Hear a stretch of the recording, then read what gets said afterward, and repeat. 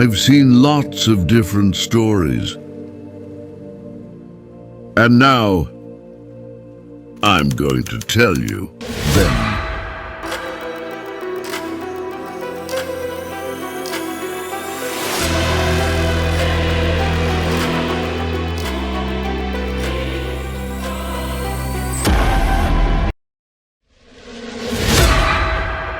Crystal of Wisdom presents Communicate with those from whom you can learn. In one of the busy neighborhoods of Sukur lived two brothers, Hassan and Zamir. Hassan was 2 years older than Zamir. He was a pretty good-looking guy, cheerful and outgoing.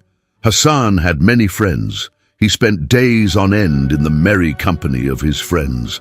They were always having fun conversations about a little bit of everything, but nothing in particular. Why bother to have serious conversations? It's no fun, the friends thought. It was much more interesting to joke and laugh. Hassan was a funny man in his company.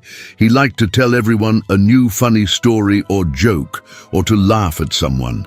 He enjoyed it when people laughed at his jokes the most. Hassan also liked to show off his new clothes or shoes. The envy of his friends comforted his vanity. When Hassan turned 16, his father gave him a new scooter. Hassan's pride was boundless. He saw how his friends envied him, and it gave Hassan a new burst of inexplicable feelings. Of course, he generously allowed his friends to ride his new scooter. Then they would chat about nothing and joke around again.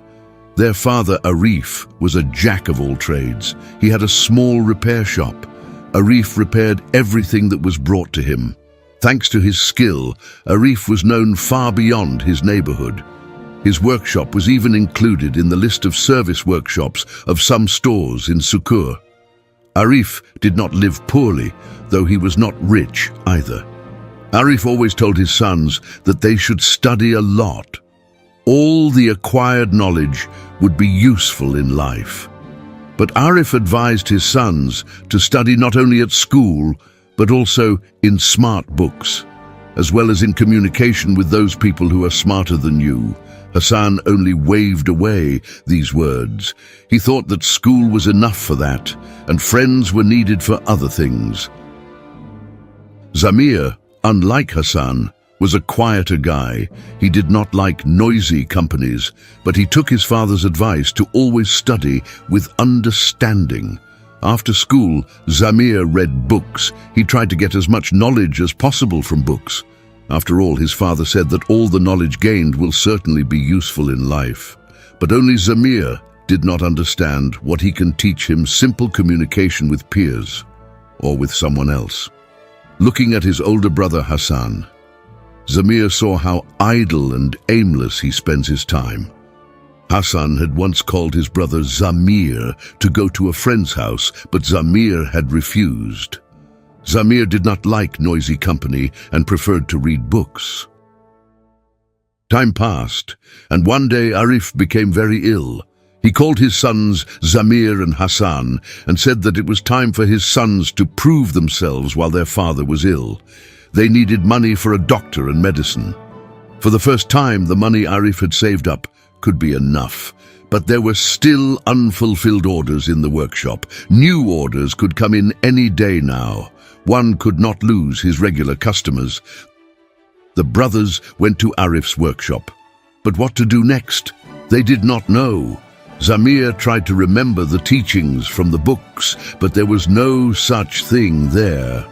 The books taught many other things, but how to make even simple repairs, that wasn't in the books. Something had to be done. And then Zamir remembered his father's words. You need to learn not only at school and from smart books, but also in communication with those people who are smarter than you. But where to look for these people? Why would these people help them?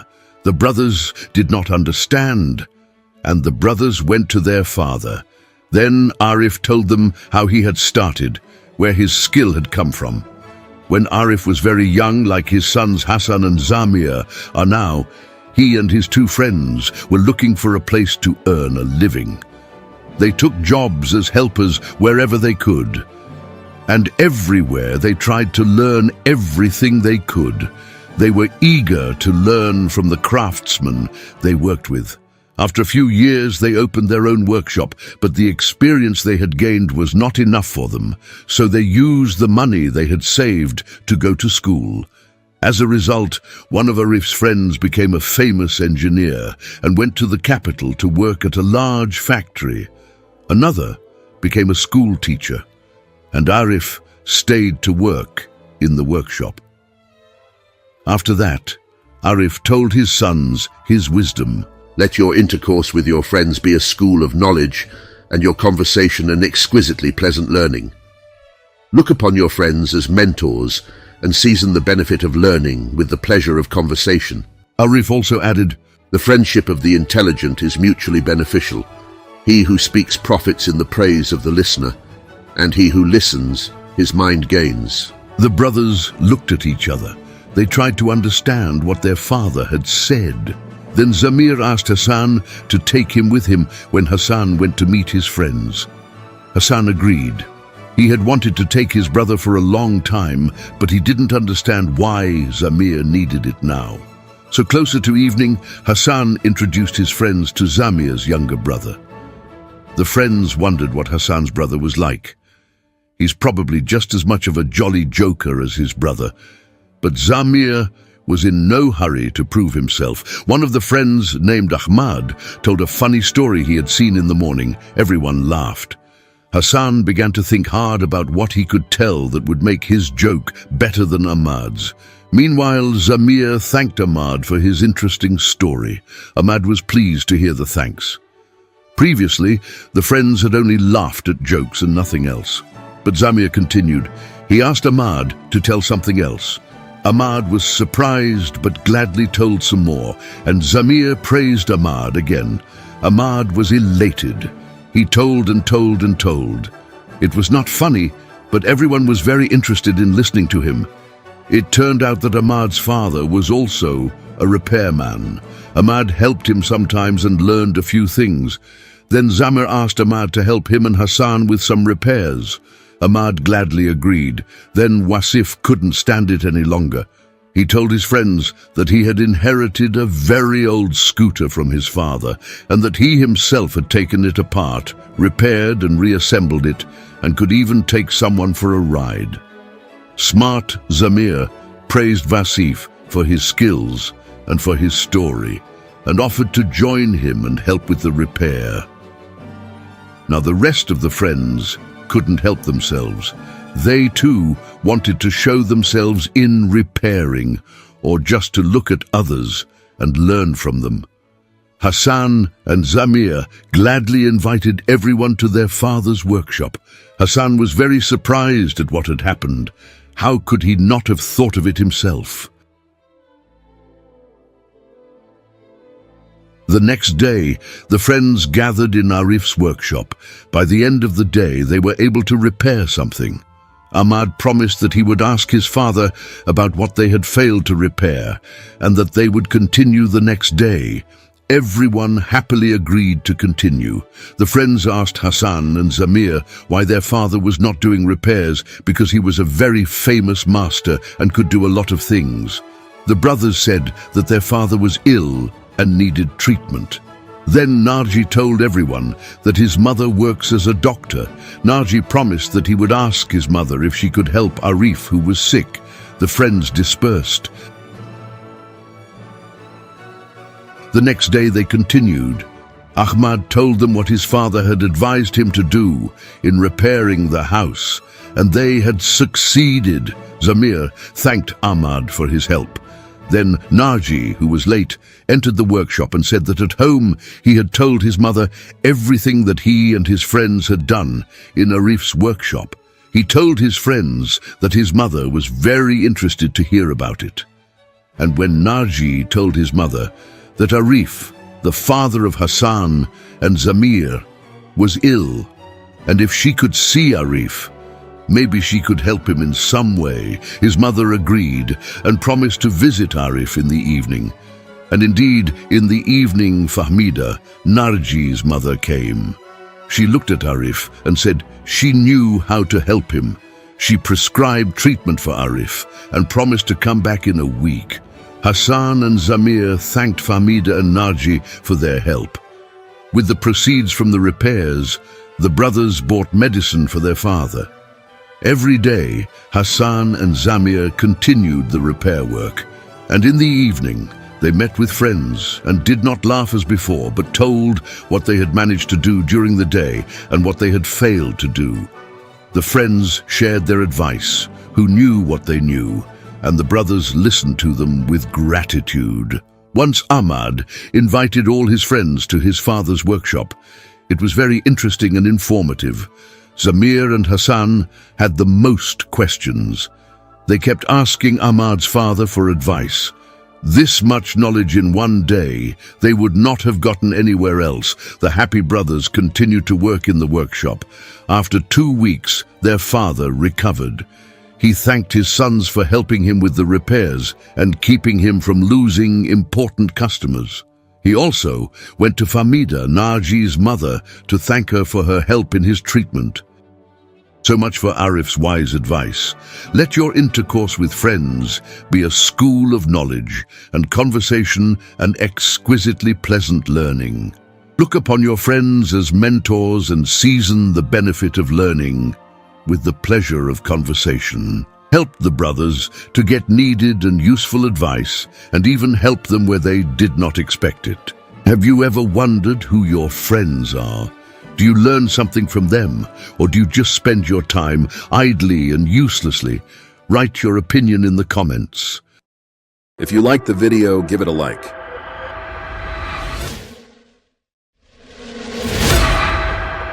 Crystal of Wisdom presents How to Find Happiness and Glory.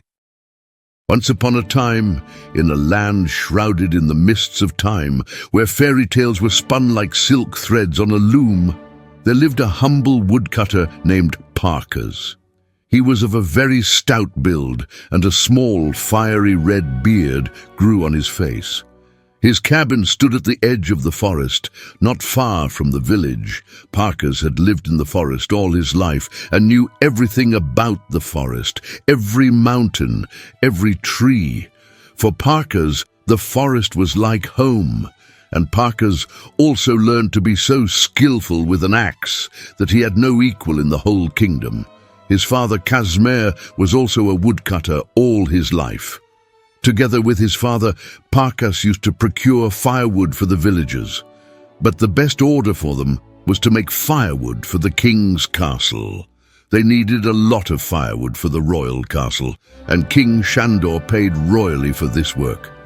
They took the wood to the castle in a wagon pulled by a sturdy horse.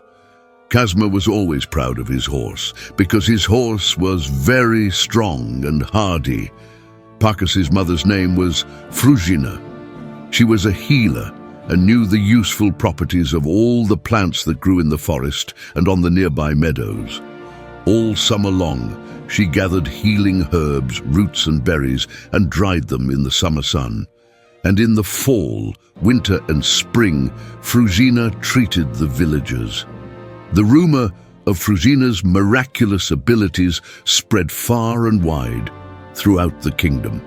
People from all over the kingdom came to her for help. She was even invited to the royal castle. Gradually, spring passed on her knowledge to her son, Parkers. Days passed under the whispering branches of ancient trees, their leaves dancing in the golden sunlight. Despite his calloused hands and tattered clothes, Parkas's heart was overflowing with happiness. In this way, the years flew by in a quiet, serene life. Parkers grew older and more mature, but he felt that there was no place in the world better than his home and his forest. Parkers felt infinitely happy. But as the years passed, his parents grew old, and then one day, they were gone. Parkers was left all alone. Now he had to work for two. Parkers tried hard, but he couldn't make as much firewood as he used to with his father. There were fewer orders, and King Shandor had found another woodcutter for his royal castle. It was hard for Parkers. He began to live very poorly. but he was saved from illness by the knowledge of medicinal herbs that his mother Fruzina had passed on to him. One day, a carriage of a very rich man was passing along the road through the forest. The carriage was pulled by 6 fast horses. It was driven by a coachman in expensive clothes, and behind the carriage on white horses rode guards in armor. Parkers did not know whose carriage it was. What impressed Parkers the most was that the carriage was covered in dark red velvet, and the phrase "happiness and glory" was embroidered on the door in gold monograms with gold threads. The woodcutter pondered these words, and their meaning passed through his mind like a light breeze. What it meant Parkers did not understand, but every day he remembered this carriage with a golden inscription and repeated like a spell, "Happiness and glory." For a long time, Parkers tried to understand the meaning of this inscription. He also did not understand why some people have wealth and fame. Perhaps these people must have happiness too, but why others have nothing? No wealth or happiness. That's how Parkers thought day after day, and one day he thought he'd figured out the secret. Fame, Parkers decided. I guess the difference is that these people have fame. They are known and celebrated by everyone. But I'm a glorious guy, thought Parkers. A very nice guy. Why doesn't anybody know about me? And those who did have forgotten. How can I remind them of me? But what can I do besides cut firewood? Parkers continued to ponder.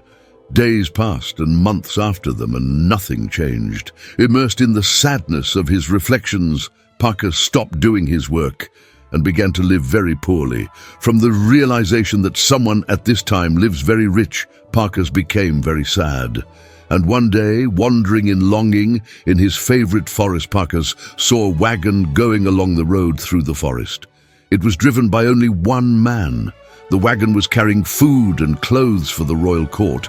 Parkers stepped sharply out of the forest onto the road and shouted loudly. Out of surprise, the man was greatly frightened and stopped the wagon. Parkers saw this. Suddenly, something pushed Parkers at that moment. He pounced on the man and threw him out of the wagon, shouting fearfully at him. The man ran off down the road in fright, without once looking back or stopping. It was then that Parkers realized what had happened. There was only him and the wagon with the king's goods in the forest. Then it's all mine, Parkers decided, and led the horse and the wagon far into the forest. There he ate enough, changed his tattered clothes, and fell asleep contentedly. When Parkers awoke, he dragged the loot into the impenetrable thicket of the forest away from people. There he made himself a new dwelling, forest robber's dwelling. He built a small but sturdy house. That's what he knew how to do. And when he ran out of food, Parkers attacked again, and then another and another. So unnoticeably, Parkers turned into a forest robber. He knew his forest better than anyone else and could always sneak up without being noticed and disappear into the forest. In addition, because of his great strength and mastery of the axe, he had no equal in his forest. When the king's wagons stopped traveling through the forest, Parkers began robbing anyone who dared to pass through the forest. In time, he grew a big red beard, and people in fear began to call him Parkers, Redbeard, or Robber, Redbeard. The bad news about the bandit spread throughout the kingdom. Everyone in the kingdom was afraid to even approach the forest. The bandit Parkers could wait for his prey anywhere, or he could hide in the most impenetrable thickets of the forest. Meanwhile, life in the kingdom went on. King Shandor's daughter became an adult. The name of this beautiful girl was Erzsébet. There was no girl in the kingdom more beautiful than Erzsébet, and there was no one in the neighboring kingdoms more beautiful than Erzsébet. Besides, the girl was clever beyond her years, and you might say wise beyond her years. One day, King Shandor decided to hold a knight's tournament. The winner of the tournament would meet the beautiful Erzsébet, and if the wise girl saw in the winner a worthy groom and loved him, King Shandor would immediately marry the royal daughter to a worthy knight. The heralds spread the news throughout the kingdom and all neighboring kingdoms. On the appointed day, knights from different kingdoms came to the royal castle. To Shandor's surprise, there were unexpectedly many who wanted his daughter's hand in marriage. One of the knights was Szilárd. He was quite handsome. His golden curls softly covered his broad shoulders, and his blue eyes burned with an unruly fire. Despite his young age, Szilárd had won more than one battle with valor. On the battlefield, he had no equal. His fame as a brave and courageous warrior flew ahead of him. His name echoed throughout the land, sounded from the lips of bards and heralds. When the knights' tournament began, of course, Szilárd had no equals. He easily defeated the knights one by one. In the end, Szilárd became the winner of the knights' tournament. King Shandor solemnly took the glorious knight Szilárd to the beautiful Erzsébet. Szilárd looked at the beautiful Erzsébet. His breath caught and his heart beat in his chest. How beautiful King Shandor's daughter was! Then Erzsébet raised her beautiful eyes and saw the glorious knight Szilárd. Their gazes met. It was as if thousands of lightning bolts lit up everything around them. Erzsébet and Szilárd immediately fell in love. The next day, King Shandor performed the wedding. Erzsébet and Szilárd were overjoyed. The whole kingdom rejoiced and rejoiced. For 3 days and 3 nights, the kingdom celebrated the wedding of the beautiful Erzsébet and the glorious knight Szilárd. On the 4th day, Szilárd and Erzsébet went to explore the kingdom. With joy, everyone forgot about the bandit Parkas, Redbeard, and his treacherous forest. And when the happy Szilárd and Erzsébet were traveling along the road through the forest, they were suddenly attacked by the bandit Parkas. He struck Szilárd on the head with the butt of his axe. From the blow, the knight's helmet on Szilárd's head split in half, taking the full force of the blow. The stunned Szilárd fell down unconscious. Meanwhile, Parkas grabbed the frightened Erzsébet with his strong hands and carried her deep into the forest. When Szilárd woke up, neither Parkas nor Erzsébet were there. No matter how many times Szilárd called for his bride, no matter how many times he searched for Parkas' footprints, all to no avail. Szilárd wandered through the woods till dark, but he never found poor Erzsébet. Tired and unhappy, he arrived at the king's castle and told King Shandor everything. The king's grief was unbounded. How could I have forgotten about the brigand Parkas? Oh, woe is me, what does he want to do with my daughter? Repeated the king. The king ordered to send a squad of warriors into the forest to search for his daughter, the beautiful Erzsébet. The king's party wandered through the forest for 7 days and 7 nights, but never found Erzsébet. After a few days, the king fell gravely ill. Szilárd vowed to search for his bride until he found her. There is no happiness for me in life, said Szilárd. On the battlefield, I was a hero and defeated any enemy, but I could do nothing in a foreign forest.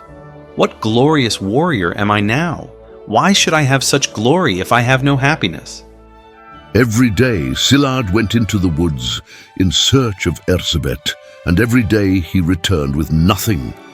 In the meantime, the bandit Parkas brought Erzsébet to his dwelling, untied her and sat her down at the table. He had no intention of harming the beautiful Erzsébet.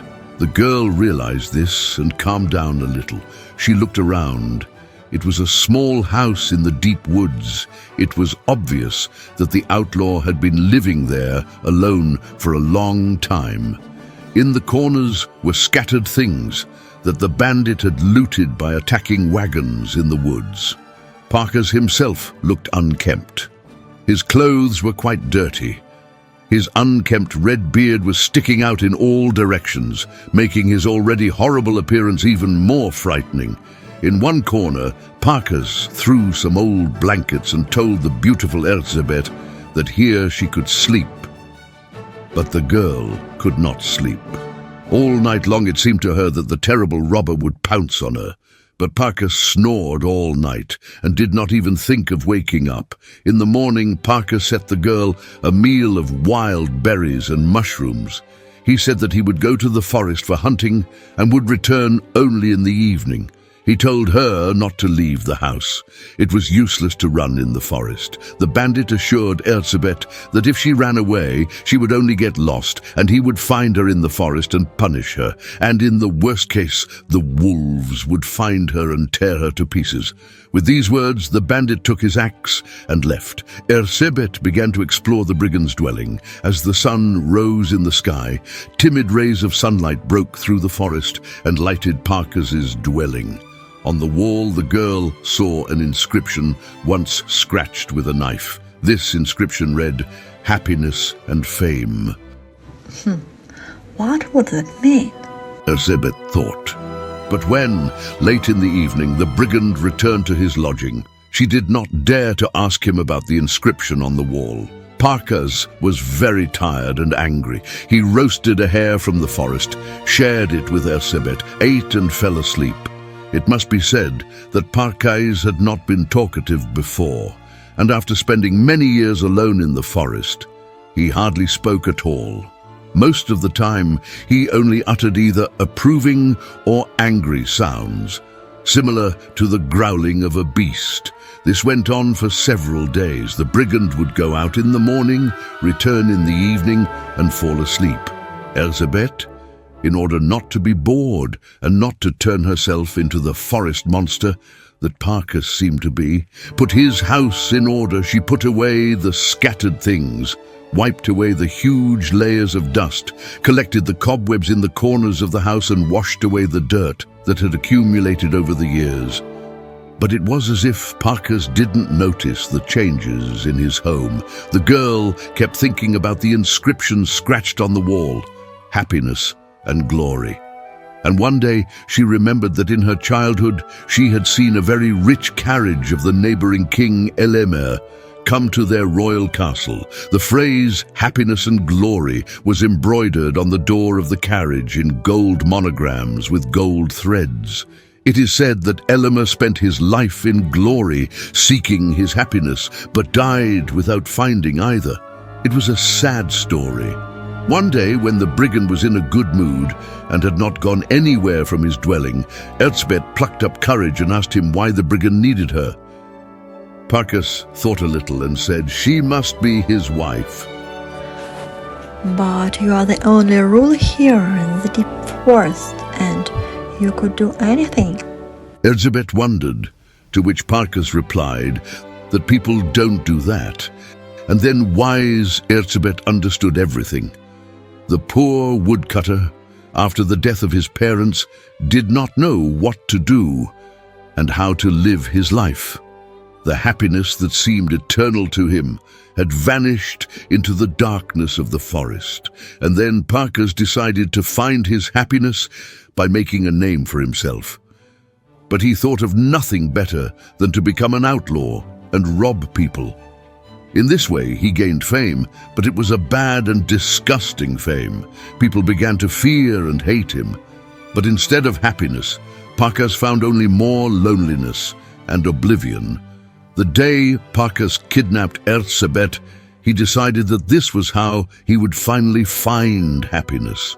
So Elizabeth told the bandit everything she thought about it. She told Parkas about the carriage with "Happiness and Glory" written on the carriage door that she had seen as a child.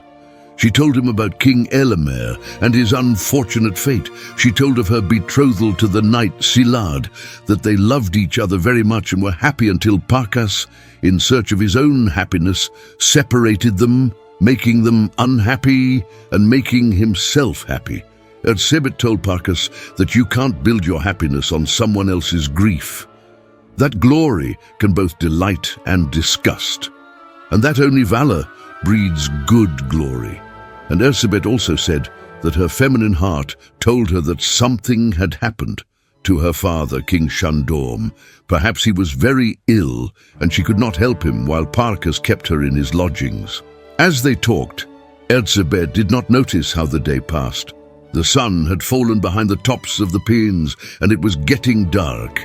Parkas had listened to her in silence all this time. He did not utter a single word. And when Erzsébet had finished speaking, Parkas lay down and fell asleep. The next day, Parkas went silently into the forest. He walked through the forest, sat by the stream, climbed a high rock. All the while, Parkas was thinking. For 3 days and 3 nights, Parkas thought and said nothing. On the 4th day, he crept up to the village and overheard the conversations. It turned out that King Shandor was indeed very ill, and no one in the kingdom could help him. Parkas returned to his dwelling. He approached Erzsébet and said, I have been thinking. I have thought a lot. I know a great deal about herbs. Your father, King Shandor, is ill. I will help him. Parkas spoke with great pauses in his words. I will lead you out of the dense forest, and you will guide me stealthily to the king's castle. I know how to help him. I will help him. His eyes shone with sincere fire and determination. Erzsébet believed the outlaw, so they did. Parkas gathered the herbs and roots he needed. He prepared a potion known only to himself and took it with him. When they came out of the forest, Erzsébet put a big sack on Parkas so that no one would recognize him and led him to the castle. At the entrance, the guards saw the beautiful Erzsébet. They were overjoyed and wanted to tell everyone that the king's daughter had been found and that nothing had happened to her. But the wise Erzsébet told the guards that they should not make any noise because King Shandor was very ill, and his sick heart might not be able to bear the unexpected news. Erzsébet told the guards that she'd found a goblin who knew how to cure the king, but he was so terrible that no one must see him or there would be trouble. Erzsébet took an oath from the guards that they would keep silent. That's how they ended up in the castle. Erzsébet went through the secret corridors of the castle to the king's chambers. The king was madly happy to see his daughter, the beautiful Erzsébet. But he was very ill, and perhaps he did not have long to live. The king's daughter told everything that had happened to her during those days. King Shandor listened to her. He was very surprised at what had happened to her. He was very pleased that his daughter was so clever and could deceive the terrible robber alone. But Erzsébet told her father that it was not a trick, that Parkas wanted to help the king, and he was standing outside the door. Shandor was frightened. He didn't believe the brigand from the dense forest, but he also realized that he had only a few days to live with this disease and no one in the kingdom could help him. So King Shandor agreed. Parkas entered the king's chambers. He was terrible and horrible. But King Shandor managed to overcome his fear. He remembered Parkas's mother, Fruzina. He remembered how she treated the people of the kingdom. And then the king agreed to accept the treatment of the forest robber and former woodcutter. The king's only condition was that Parkas be washed and cleaned up. He was dressed in new clothes and told that he was a healer from another kingdom. For 7 days and 7 nights, Parkas treated the king. No one in the kingdom knew about Erzsébet's return or that the bandit Parkas was in the king's castle. On the 8th day, King Shandor felt that he was completely cured of his illness. He was immensely grateful to Parkas for the cure, but Parkas' past kept the king in suspense. So Parkas asked the king for forgiveness and swore to the king that he would never rob again. And for forgiveness, he promised to provide free firewood for the people of his village and for the king's castle, and to treat the people of the kingdom free of charge for a whole year. And so King Shandor announced his miraculous recovery. He also announced the return of his daughter, the beautiful and wise Erzsébet, alive and unharmed, and about the fact that the terrible forest robber Parkas, Redbeard, is no more, and the inhabitants of the kingdom cannot be afraid and go to the forest. And it was also announced that the king now had a court healer, Parcus, who would treat the kingdom's inhabitants free of charge for a year. The heralds immediately spread the news throughout the kingdom. At first, people were distrustful of Parcus, but seeing how he selflessly works and helps everyone, they forgave him. The glorious knight Szilard didn't forgive Parcus right away, but he forgave him too. He told Parcus that his sudden attack in the forest had been a great lesson to him, and asked Parcus to teach him the art of wielding an axe. Parcus agreed. More than a year passed. Szilard and Erzsébet had children, a boy and a girl. Everyone was very happy, and Parcus found his happiness too. He fell in love with Margit, the king's cook. He was happy with her. Parcus was no longer chasing fame. He was happy with Margit, and he was happy to live among the people and help them. But the fame of Parcus as a good and miraculous court healer spread throughout the kingdom and even to neighboring kingdoms. So, not chasing fame, but doing good deeds, the former woodcutter and former robber found his happiness and earned the people's fame. Have you found your happiness and fame? Write your opinion in the comments. If you liked the video, give it a like.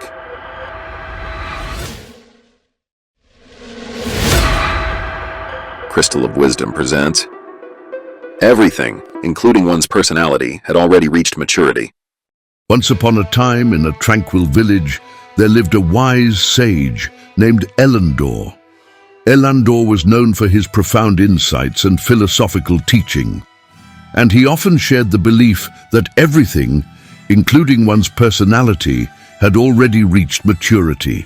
The villagers, enchanted by Elandor's wisdom, began to adopt this philosophy. However, one young villager named Lila questioned this perspective. She believed that life was a journey of constant growth and self-discovery. As the years passed, Elandor's teachings led the villagers to become complacent. They stopped striving for improvement, thinking that personal growth had already peaked. The village, once vibrant with innovation and creativity, became stagnant. Lila, however, continued to pursue knowledge and self-improvement. She discovered new ways of farming, improved the village infrastructure, and fostered a sense of community. While the villagers clung to the belief that everything, including their personalities, had already matured, Lila thrived in a world of continuous learning and progress. Lila was a young and vibrant girl and had a striking appearance that reflected her dynamic personality. Lila's beautiful eyes sparkled with fire, and her unruly blonde hair was always trying to get out of its tight braid. Her hair was as unruly as her unruly personality. Her appearance was a reflection of her adventurous spirit and dedication to her community. She had a very stubborn character and hoped only for herself. Her hands, calloused from tending to the soil and implementing new agricultural techniques, spoke of dedication and resilience. Her eyes, a deep shade of hazel, sparkled with curiosity and determination. They mirrored the constant quest for knowledge and innovation that defined her character. Lila's expressive eyes revealed a compassionate soul, always looking out for the well-being of others in the village. Lila's clothing reflected a blend of practicality and a touch of vibrant colors. She wore a sturdy yet comfortable outfit suitable for her farming activities, often adorned with a brightly colored scarf that fluttered in the wind as she moved about the village. The scarf became a symbol of hope and change, capturing the attention of villagers and inspiring them to embrace the transformations she introduced.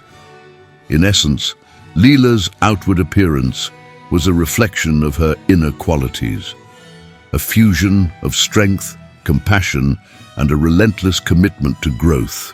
The vibrant tapestry of her character added color to the village, both literally and metaphorically, as she guided them towards a future of continuous improvement and shared prosperity. One day a drought struck the village, and the crops failed. The stagnant mindset of the villagers left them unprepared for such a crisis. In contrast, Lila, who had embraced change and growth, found innovative solutions to help the community survive. Lila, driven by her belief in continuous improvement, began experimenting with innovative farming techniques. She researched and implemented sustainable agricultural practices, introducing crop rotation and permaculture principles to the village. By diversifying the crops and adapting to the local climate, she not only increased yield, but also made the village more resilient to environmental challenges. Lila organized workshops to share her knowledge with other villagers, encouraging them to embrace new farming methods. As a result, the once struggling agriculture began to thrive, and the village became known for its abundance of fresh produce. Understanding that a stagnant mindset could hinder progress, Lila took it upon herself to address the village's crumbling infrastructure. She initiated community projects to repair and enhance essential facilities, such as roads, bridges, and water supply systems. Through collaboration and shared effort, the village underwent a transformation. People were admired by Lila's strength, character, and willpower, and followed her. Lila's focus on infrastructure not only improved the overall living conditions, but also inspired a sense of collective responsibility. Villagers began working together on various projects, fostering a spirit of unity and cooperation that had been lacking when they believed everything had already reached maturity. Recognizing the importance of interpersonal connections, Lila organized regular community events and gatherings. She established a communal space where villagers could come together to share ideas, stories, and experiences. This space became a hub for cultural exchange, educational activities, and celebrations. Lila's commitment to fostering a sense of community went beyond physical spaces. She encouraged open communication and collaboration, breaking down the barriers that had emerged during the period of stagnation. The villagers started to appreciate the value of ongoing relationships and the collective strength that comes from a united community. Lila's innovative farming techniques, infrastructure improvements, and efforts to foster a sense of community were integral to revitalizing the village. Through her dedication to continuous growth and improvement, she not only saved the community during times of crisis, but also instilled a culture of resilience, adaptability, and shared progress among the villagers. As the village prospered under Lila's dynamic leadership, the sage Elandor, who had once been highly revered for his philosophy of maturity, began to feel a sense of disillusionment. Seeing the positive changes brought about by continuous growth and innovation, he couldn't help but question his own teachings. Elandor, who had previously discouraged the pursuit of improvement beyond perceived maturity, now found himself in a conflicted state. The success of the village under Lila's guidance challenged the very foundation of his philosophy. He witnessed firsthand the limitations of his belief that everything, including personalities, had already reached maturity. Feeling a profound sense of responsibility for the stagnant mindset he had propagated, Elandor confronted his own dogma. He realized that true wisdom lies in acknowledging the ever-changing nature of life and embracing the opportunities for growth that arise. He understood that maturity is not a static state, but a continuous process of learning and adaptation. Overcoming his initial upset, Elandor approached Lila and acknowledged the transformative impact she had on the village. He expressed gratitude for the lessons he had learned through the tangible success of her endeavors. Together, they collaborated to combine the timeless wisdom of reflection and the vitality of continuous improvement, creating a more balanced and comprehensive philosophy for the villagers to follow. The sage's evolution in thought became an important part of the village's narrative, demonstrating the power of humility and openness to change, even for those considered wise. The cautionary tale turned into a story of redemption and growth for both the villagers and the sage, as they embraced a philosophy that honored the maturity of the past, while embracing the endless possibilities of the future. What do you think about this? Do you also share the belief that everything, including the individual, has already reached maturity or not? Write your opinion in the comments to this video. If you liked the video, give it a like.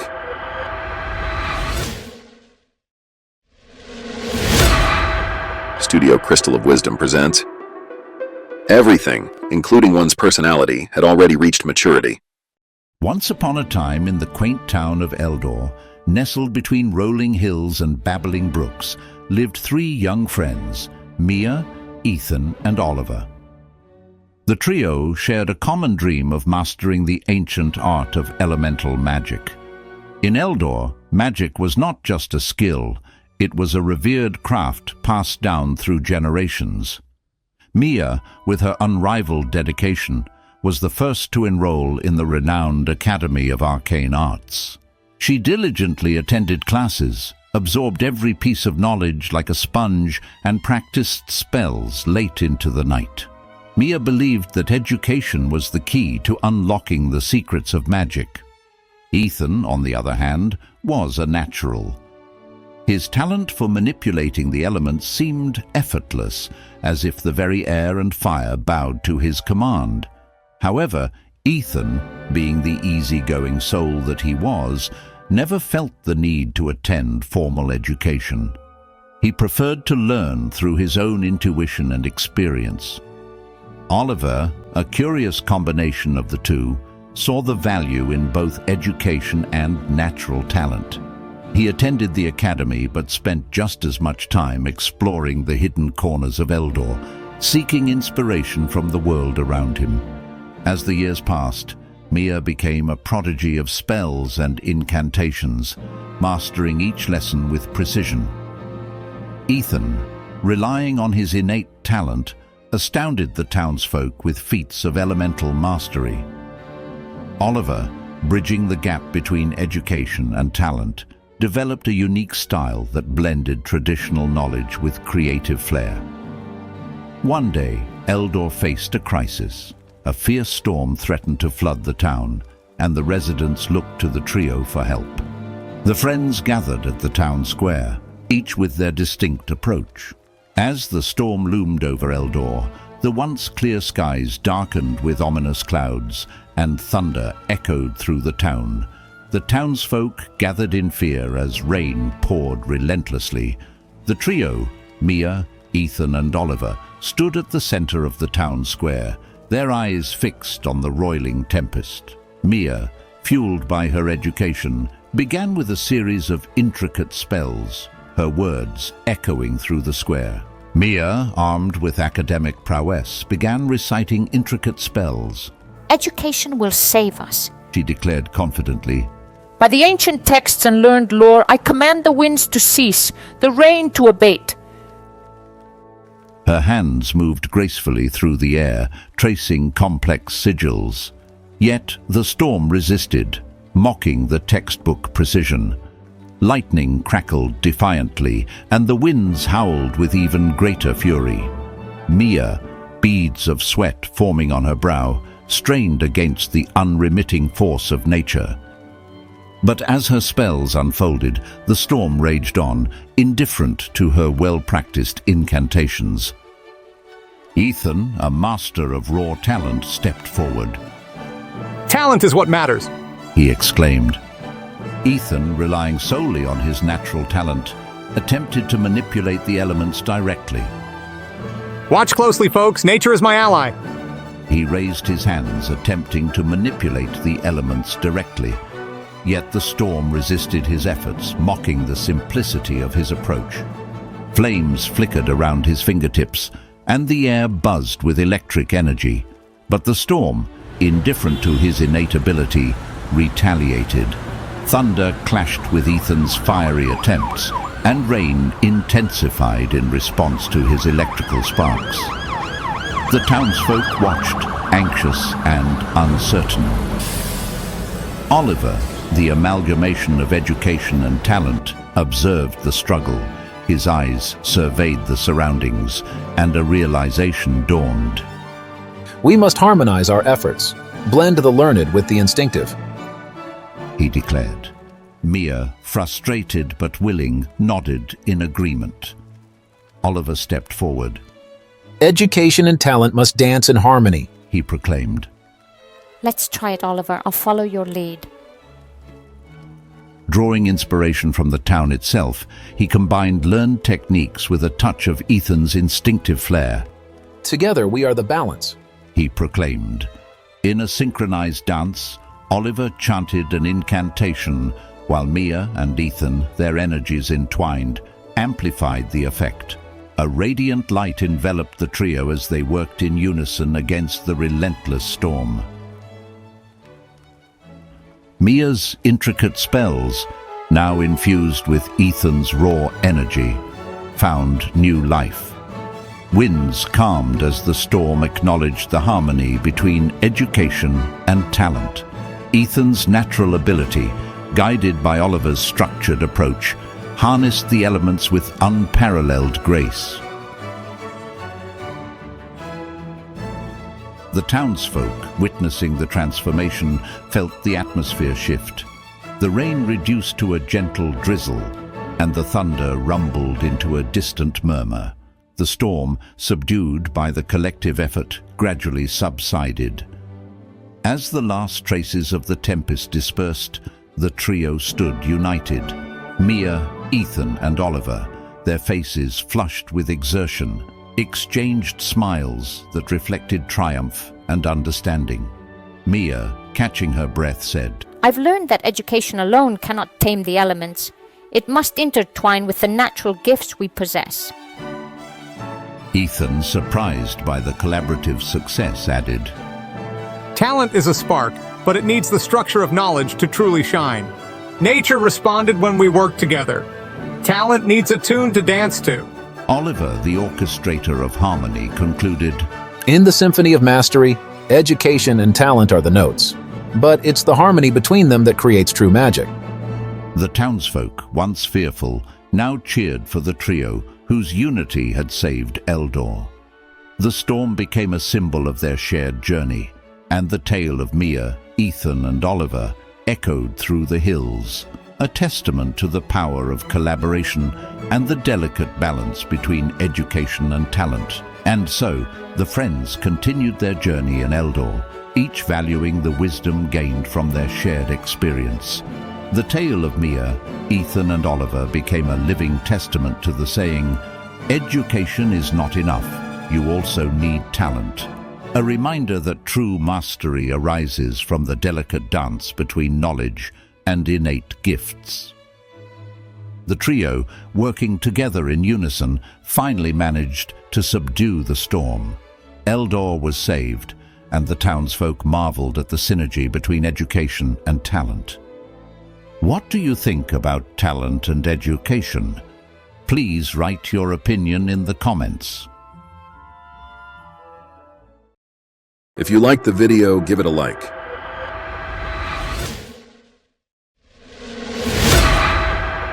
Crystal of Wisdom presents Act secretly. Keep a low profile. Unexpectedness is the key to success. In the vibrant city of Lirelia, where creativity adorned every corner, lived a sculptor named Alaric. Known for his intricate sculptures and his animated nature, Alaric was an outgoing soul who shared his artistic dreams with anyone willing to listen. Alaric's studio, situated in the heart of Lirelia, was a lively hub where he enthusiastically discussed his upcoming projects. His sculptures were not merely stone and metal, they were tales woven with passion and dreams. However, this openness became a double-edged sword. Competitors in the artistic realm took advantage of Alaric's gregarious nature. Among those who eyed his work with envy was Vespera, a cunning artist known for swift but shallow creations. As he openly shared his plans and ideas, Vespera used this information to undermine his efforts. Vespera saw Alaric as a competitor and, recognizing Alaric's creative ideas, tried to implement them before he did. Gradually, it so happened that the colorful conversations that had once fueled Alaric's creative spirit now fed the agendas of those who sought to diminish his position in Lyralia. One day, Alaric's friend, an elderly sage named Serafina, observed the toll this openness was taking on the artist. Serafina, wise beyond years, approached Alaric with a gentle smile. Alaric, the beauty of your creations is matched only by your enthusiasm. But remember, not everyone shares your genuine intentions. In the world of art and competition, sometimes it's wiser to keep your dreams close to your heart. Act secretly, keep a low profile. Unexpectedness is the key to success. Alaric, initially resistant to the idea of concealing his artistic ambitions, soon felt the weight of his competitors' schemes. Vespera's manipulative tactics reached new heights as she consistently thwarted Alaric's projects, turning his once-admired openness into a vulnerability. In doing so, she herself climbed to the forefront and appropriated Alaric's accomplishments. It was at this juncture, with his dreams seemingly crumbling, that Alaric chose to heed Serafina's advice. He retreated from the animated discussions in the city square and sought refuge in the solitude of his studio. The vibrant conversations were replaced by the quiet whispers of the stone he sculpted. Word of Alaric's newfound secretive approach spread through Lyralia, and the city brimmed with curiosity. The once talkative artist had become an enigma, and his sculptures, once discussed openly, were now veiled in a shroud of mystery. Vespera, unaware of this transformation, continued her schemes to discredit Alaric. Little did she know that the vibrant conversation she had manipulated were now replaced by a resounding silence, a silence that would birth the unexpected brilliance yet to be revealed. But when she realized that Alaric was no longer sharing his ideas, she was very surprised and annoyed. And when she learned that Alaric was doing his creative work in seclusion, she was filled with anger and excitement. The allure of Alaric's ideas proved irresistible, and Vespera hatched a plan to steal them before they saw the light of day. Late one moonlit night, Lyralia, a cunning artist known for swift but shallow creations, infiltrated Alaric's studio. She gathered the fragments of Alaric's visionary ideas, intending to beat him to the punch. The following day, the city of Lyralia awoke to a spectacle. Vespera, fueled by stolen inspiration, hastily erected sculptures in the city square. The air buzzed with excitement as townsfolk marveled at these seemingly novel creations. News of Lyrelia's speedy but inferior replicas reached Alaric's ears. Anguish and frustration welled within him as he recognized the stolen fragments of his meticulous designs. The very ideas he had nurtured with care were now scattered haphazardly throughout the city. Ilara, Alaric's loyal friend, rushed to his studio, concern etched on her face. Alaric, they've stolen your ideas and rushed to put them on display. What will you do? Determined not to let the shadows of deceit extinguish his creative fire, Alaric took a deep breath. I will not be defeated by imitation. True art is born from sincerity and craftsmanship. Let me show Lyralia the depth of creativity she failed to comprehend. With renewed vigor, Alaric dove back into his work. The stolen ideas served as a catalyst for an even grander vision. He sculpted with precision and poured his emotions into each stroke, creating not just art, but a narrative that spoke to the soul. As the stolen replicas garnered momentary praise, the true brilliance of Alaric's response emerged. A buzz of anticipation enveloped Lyralia as townsfolk awaited Alaric's retaliation. When the day of unveiling arrived, Alaric stood before his creation, unrivaled in its intricacy and emotional depth. Ilara, beaming with pride, whispered, This is not just art, Alaric. It's a testament to your resilience and the power of genuine creativity. The unveiling of Alaric's creation cast a shadow over Vespera's hastily constructed replicas. The stolen ideas, now imbued with the essence of true craftsmanship, paled in comparison to the depth and emotion emanating from Alaric's masterpiece. The city of Lirelia, once swayed by imitation, now celebrated the authenticity of Alaric's artistry. The sage's advice echoed through the spires: act secretly, keep a low profile. Unexpectedness is the key to success. In overcoming the theft of his ideas, Alaric had not only protected his creativity, but also revealed the shallow nature of those who sought to imitate. And so the name of Alaric resounded through Lirelia, not merely as a sculptor, but as a guardian of true artistic spirit, whispering lessons in the shadows about the enduring power of sincerity and craftsmanship. Consider the words of a wise man: act in secret, behave with restraint. Surprise is the key to success. How often has not following this principle had unpleasant consequences for you? Write your opinion in the comments. If you liked the video, give it a like.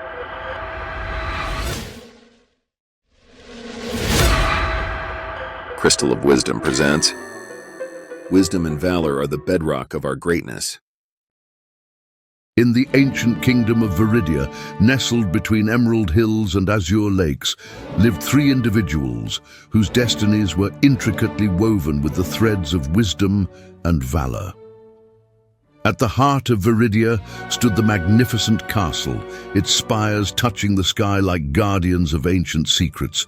The ruler, King Eldor, was known for his wisdom that rivaled the ancient scrolls. His counsel was sought by lords and commoners alike. On the outskirts of Viridia, in a modest house, resided a skilled blacksmith named Theron. With strong arms and a heart ablaze with courage, Theron was celebrated for his work in the forge and his valor in the battlefield. In the castle tower on the outskirts of Viridia, a young scholar named Ilara immersed herself in books and scrolls. Her intellect surpassed her years, and her quest for knowledge was insatiable. Viridia's tranquility shattered when a scary dragon descended upon the kingdom. Its scales glistened like molten gold, and its eyes held a fiery glow that struck fear into the hearts of the townspeople. The dragon's arrival was heralded by thunderous roars that echoed through the valleys.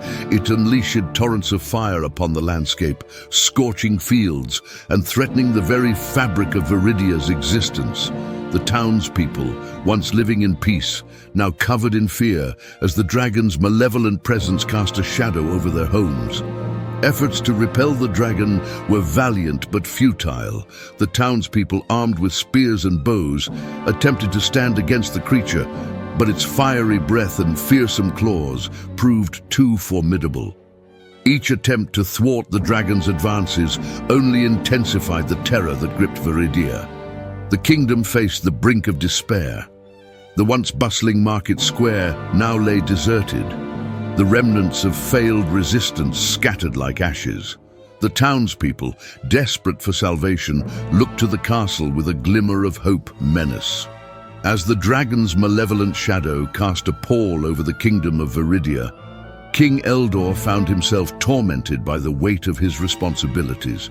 The once calm corridors of the castle echoed with his troubled footsteps as he pondered how to rid his realm of the ancient menace. Late one restless night, King Eldor stood alone on the castle's battlements, gazing into the star-strewn sky. The dragon's fiery breath painted an ominous glow on the horizon, and the kingdom's cries for delivery reverberated in his ears. In his heart, Eldor grappled with doubt. He questioned his own wisdom, wondering if he had failed in protecting his people. As the ruler of Viridia, he bore the weight of their fear and desperation. Just as despair threatened to consume him, a mysterious figure emerged from the shadows of the castle. Cloaked in robes that seemed to blend with the night, the stranger spoke with a voice that carried both age and wisdom. King Eldor. The figure intoned. The key to defeating the dragon lies not solely within your crown, but in the harmony of wisdom and valor residing beyond these walls. Perplexed, Eldor asked, Who are you and what counsel do you offer in this dire hour? The figure revealed, I am but a messenger, a whisper in the winds of fate. Seek Theron the blacksmith with a heart of valor, and Ilara, the scholar whose wisdom transcends the pages of history. Together, they possess the synergy your kingdom requires. The figure disappeared into the shadows, leaving King Eldor to contemplate the cryptic advice. A spark of hope ignited within him, and he realized that salvation lay not in solitary rulership, but in the unity of diverse strengths. With newfound clarity, King Eldor summoned Theron and Ilara.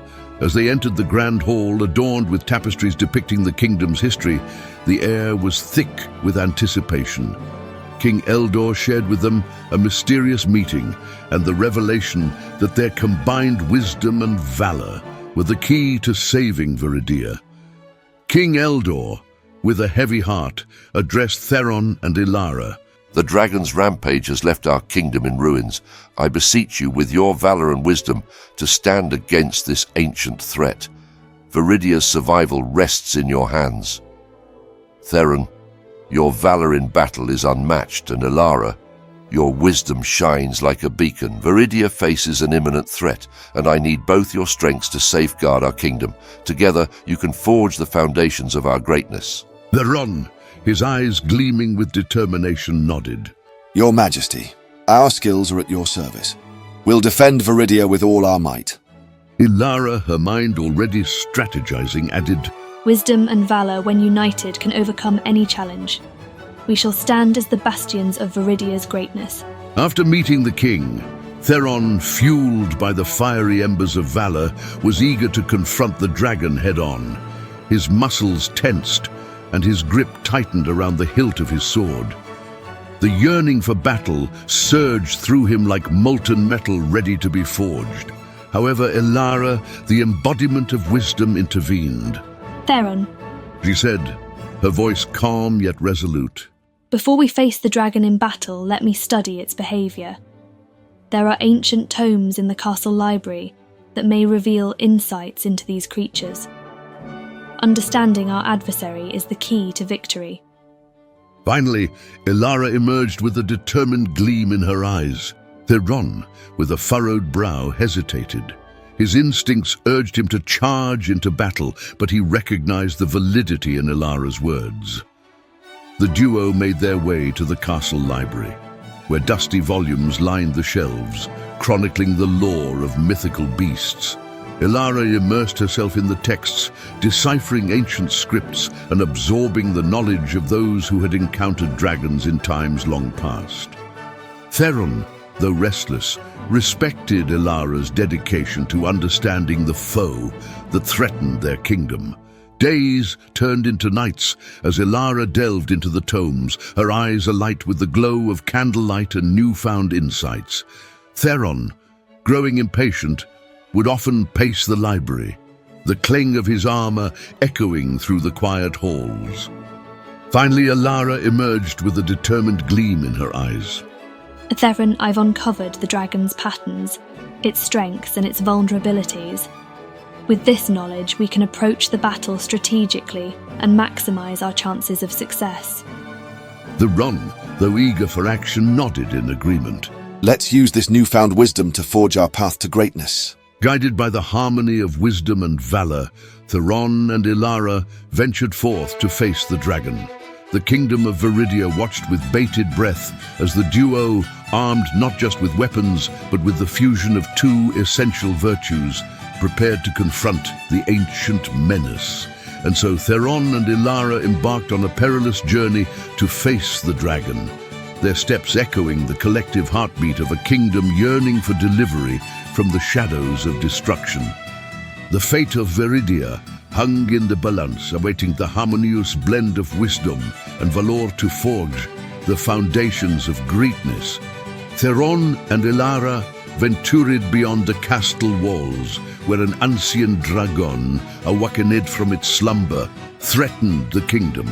Its fiery breath scorched the land, and its roars echoed through the valleys. As Theron and Ilara faced the dragon, their strengths complemented each other. Theron's valorous attacks distracted the creature, allowing Ilara to study its behavior and weaknesses. Amid with knowledge, Theron fought with the dragon on equal terms, but still failed to achieve an advantage in the battle. Ilara, meanwhile, sat at a distance in the shelter and carefully monitored the behavior of the dragon. In the heat of battle, Theron shouted, Ilara, any insights on how to defeat this beast? Ilara, her eyes focused, replied, Its underbelly seems vulnerable.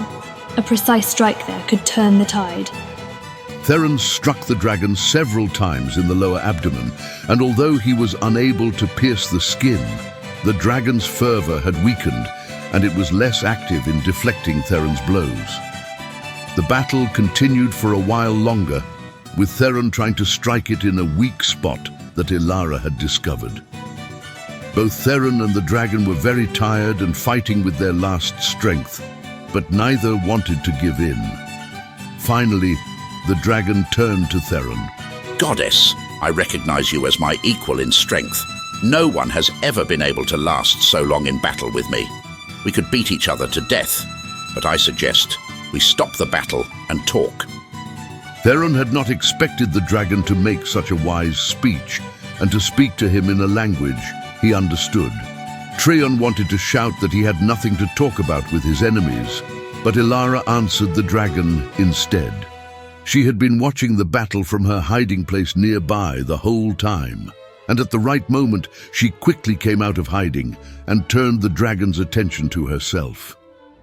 In a soft, kind voice, she said, addressing the dragon, Great cave beast, your strength knows no limit, but it has just become obvious to me that you are not only strong, but you also possess great wisdom.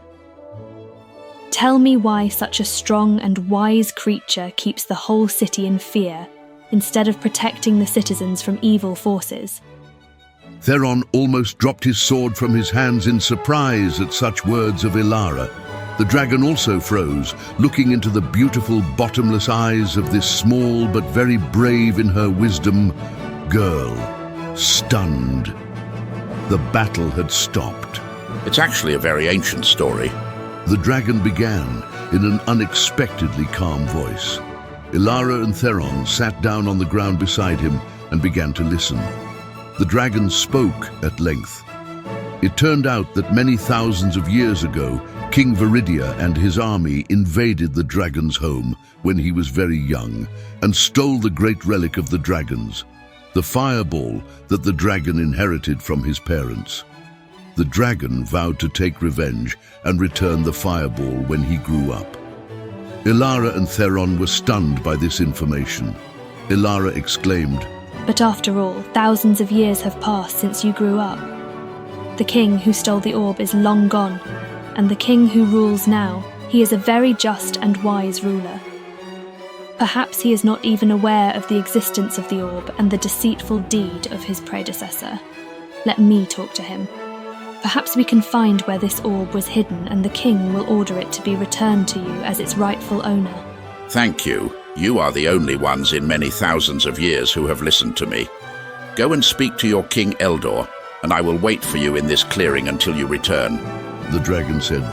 Victorious but weary, Theron and Ilara returned to Viridia. They told King Eldor why the dragon was attacking Viridia. The king immediately gave orders to find the fireball and return it to the dragon and apologize for the unworthy behavior of his predecessor.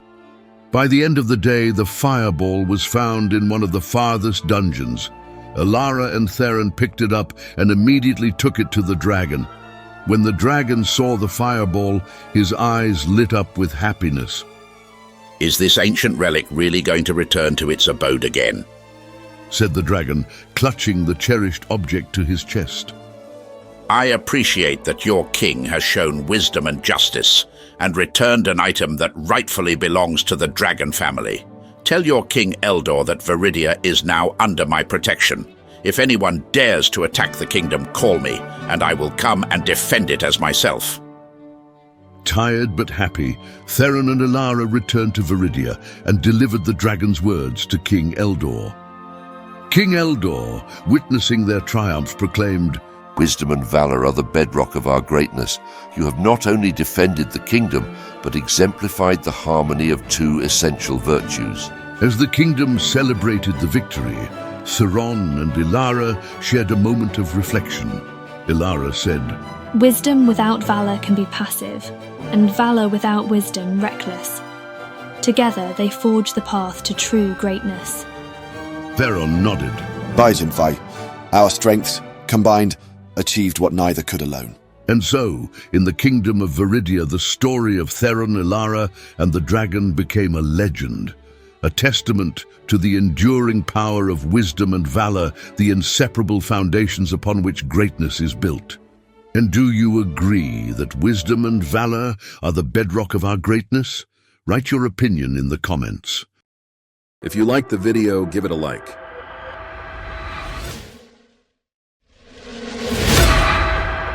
Crystal of Wisdom presents Let Them Need You. Let them ask you rather than thank you. In the serene village of Sylvan Hollow, amidst the blossoming meadows and babbling brooks, lived a compassionate healer named Seraphina. Her skills were legendary, and rumors of her healing touch spread everywhere. Seraphina saw her vocation as sitting in the town square and helping all those who were suffering. As soon as she saw that someone was physically ill or had some kind of mental pain, Seraphina would immediately try to heal that person physically or calm them down mentally. Villagers flocked to the place in the square where she came every day, seeking solace and healing for ailments, both physical and emotional. Seraphina was so kind and selfless and wanted so badly to be helpful to people that her concern gradually turned into obsession. She began to give advice even when she was not asked for it. She began to try to heal even when the residents did not ask her to. At the beginning of her journey, the residents expressed gratitude for Seraphina's selfless services. However, as time passed, a subtle shift occurred. The initial appreciation waned, replaced by an expectation that Seraphina's healing touch was a given, an entitlement rather than a gift. The villagers, once respectful and thankful, began to take Seraphina's services for granted. Their gratitude turned into a casual expectation, and some even became rude and disrespectful to the very person who had been their source of solace. One day, as the winds whispered through the branches of Sylvan Hollow, Seraphina stopped by the local cobbler Elias, who was busy with his work. Concern etched across her face, she approached him with the intention of offering her healing touch, even though he had not sought her assistance. Elias, immersed in his work, looked up with a furrowed brow as Seraphina approached. Unaware of her good intentions, he grumbled, "I don't need your help, healer. I have work to do, and your interference is not welcome." Caught off guard, Seraphina, fueled by a genuine desire to assist, insisted, "But Elias, I can see the strain in your shoulders, the weariness in your eyes. Let me offer you some relief." Elias, unmoved by her intentions, responded with a touch of rudeness. "I said I don't need it. Mind your own business." As Seraphina withdrew, the encounter left her disheartened. The attempt to extend her care had been met with resistance, and the unwarranted rudeness stung deeply. She retreated, reflecting on the lesson learned, a poignant reminder that even the most well-intentioned offerings must respect the boundaries of those they seek to help. Feeling the sting of ungratefulness, Seraphina was deeply offended. News of the incident between Seraphina and Elias rippled through Sylvan Hollow like a quiet breeze, carrying with it a whisper of transformation.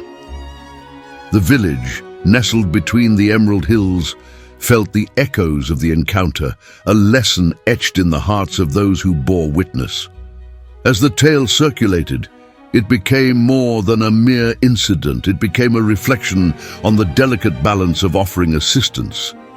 Serafina's attempt to help Elias, met with resistance and rudeness, served as a poignant reminder that the art of aiding others required not only compassion, but also a keen understanding of when and how to extend a helping hand. After this incident, the attitude towards Serafina deteriorated sharply. The villagers did not treat Serafina with the respect she deserved, and sometimes even began to dismiss her as an annoying fly. The atmosphere in the village deteriorated. The village council, recognizing the need for a change, convened to address the concerning trend. Elder Matilda, the wise soul among them, spoke of the delicate balance between giving and receiving. Serafina's kindness is a treasure we must not devalue. Let us guide the villagers to recognize the depth of her care by altering how these services are offered. The decision was made, and Serafina was informed of the change. Instead of openly offering her services, she withdrew from the bustling village square, allowing the residents to experience a void in her absence. Days turned into weeks, and the absence of Serafina's healing touch was felt keenly. A sense of longing and need seeped into Sylvan Hollow as residents grappled with unattended ailments and the void of Serafina's comforting presence. Elder Matilda, observing the transformative effect, advised Serafina, "The tapestry of need has begun to unravel, and the villagers are yearning for your care. Now, instead of freely giving, let them seek you out. Let them understand the true value of your compassion." Taking the elders' counsel to heart, Serafina altered her approach. She created a quiet space in the heart of Sylvan Hollow, adorned with healing herbs and calming incense. A sign stood beside her makeshift sanctuary: "Seek the healer's guidance when in need." As word spread of this change, a newfound appreciation for Serafina's talents emerged. Villagers, once accustomed to her freely offered services, now approached with respect and genuine need. They shared stories of ailments, sought her counsel on life's tribulations, and discovered the profound depth of her healing wisdom. Sylvan Hollow, amidst the tensions and misunderstandings, remained a village in transition. A place where the intricacies of need and appreciation wove a tapestry of growth and understanding. The cycle of gratitude and respect had been rekindled, and Serafina's gifts were once again cherished by a community that had learned to value her presence. Serafina, encouraged by the fact that the villagers' respect for her had returned and the wisdom gained from this encounter with Elias, changed her approach. She attuned herself to the rhythms of Sylvan Hollow, recognizing moments when her healing touch would be welcomed. The village, in turn, felt the change, a transformation that began with a single incident but affected the whole picture of community life.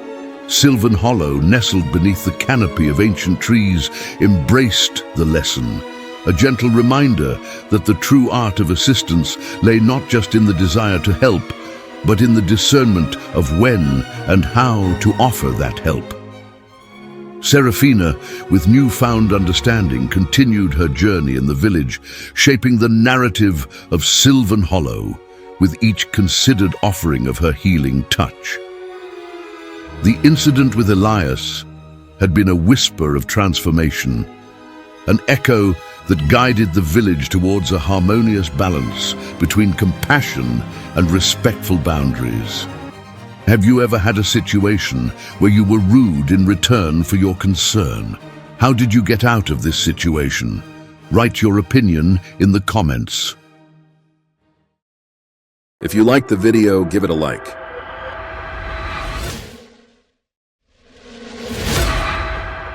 Crystal of Wisdom presents Avoid Defeating the Superior. 3 young people, 2 men and 1 woman, walked down the long corridor of a modern building with many identical doors with confident steps. On their faces, you could see a certain amount of anxiety, but their hands, clutching tightly the folders with documents, showed determination. Finally, they opened a wide double door and entered the spacious and bright meeting room of Veritas Corporation. The morning sunlight already illuminated the long tables and rows of chairs. The room was gradually filling up with the employees of the corporation who were already seated in their seats. Veritas Corporation is one of the leading IT consulting companies specializing in information support of business processes, creation and development of internal corporate information systems on the basis of computerization, as well as on carrying out independent expertise and on the subsequent preparation of digital and marketing solutions for clients from various industries. The corporation has a solid track record and is deservedly proud of its achievements and, first of all, of its employees. And it is not surprising that the head office of such a solid company is located in one of the most beautiful and modern buildings in the very center of the bustling metropolis of Metroplex City. There were 5 minutes left before the start of the meeting. The air, filled with morning freshness, was buzzing with the conversations of the employees. 3 young men entered the meeting room and froze at the entrance for a moment, but then walked resolutely to their seats. They were Alex, Maya, and Liam. They all worked in the same department of the corporation, and despite their different personalities, had managed to become friends. Alex looked to be no more than 30 years old. He was a tall young man with neatly styled blonde, almost yellow hair. He always dressed only in the latest fashions. His business suit clearly distinguished him from the general mass of employees of the corporation. In his demeanor, as well as in his appearance, one could feel determination, energy, and ambition. Alex was an enterprising man, always striving to impress the management with innovative ideas and tireless determination. And it is not surprising that at his age, he was already in charge of the project department. Today, he was to defend a major project developed by the department under his leadership. The situation was especially exciting because Alex hoped that with the successful defense of this project, he would be promoted further up the corporate career ladder. Maya and Liam were Alex's peers and had been working with him in the same department for years. They had once joined Veritas together as young university graduates. They helped each other as much as they could with the difficult and demanding work. That's what made them friends. In the evenings, they would sit in a small cafe, discussing the day's work and what was to come. Many years have passed since then. Today, they are already experienced and confident employees of the corporation. But even now, as before, they stuck together. In contrast to Alex, Maya was the epitome of modesty and prudence. Maya worked as a data analyst. Her duties included collecting and analyzing data for decision-making, conducting independent reviews, and creating reports and presentations. Maya was characterized by professional competence, poise, and restraint. In the office, she was always in strict business suits and invariable round glasses. Her good-natured smile was deceptive, for as a corporate data analyst, she understood the importance of letting her work speak for itself, preferring to earn the respect of corporate management through hard work rather than seeking recognition at every turn. Liam wasn't a tall, swarthy guy with big brown eyes. His appearance radiated a universal calmness and equanimity. He held the position of market research, market analysis, and data processing specialist in the department. He never dared to challenge management decisions or stand up to authority. Liam believed that only through hard and diligent work could one achieve what he wanted, and only by not making even the slightest mistakes could one slowly but surely grow step by step in one's professionalism and career. Their supervisor, Mr. Thompson, had a rather severe appearance. All the young employees, without exception, were afraid of a single glance from him. Behind his impenetrable exterior, it was impossible to guess whether he was angry or vice versa. And that's not surprising. After all, he was an experienced manager with many years of experience in the industry. Over the years, he had been with Veritas Corporation through its downs and ups, and it was through his direct involvement that Veritas Corporation achieved the market position it has today. His opinion was respected even by the corporation's board of directors. Many Veritas employees passed through him. Some of them left, but others, like Alex, Maya, and Liam, grew into experienced and reliable professionals. Despite his great experience and respected position, he was not infallible and could occasionally make mistakes, which his subordinates noticed but did not dare to talk about it out loud.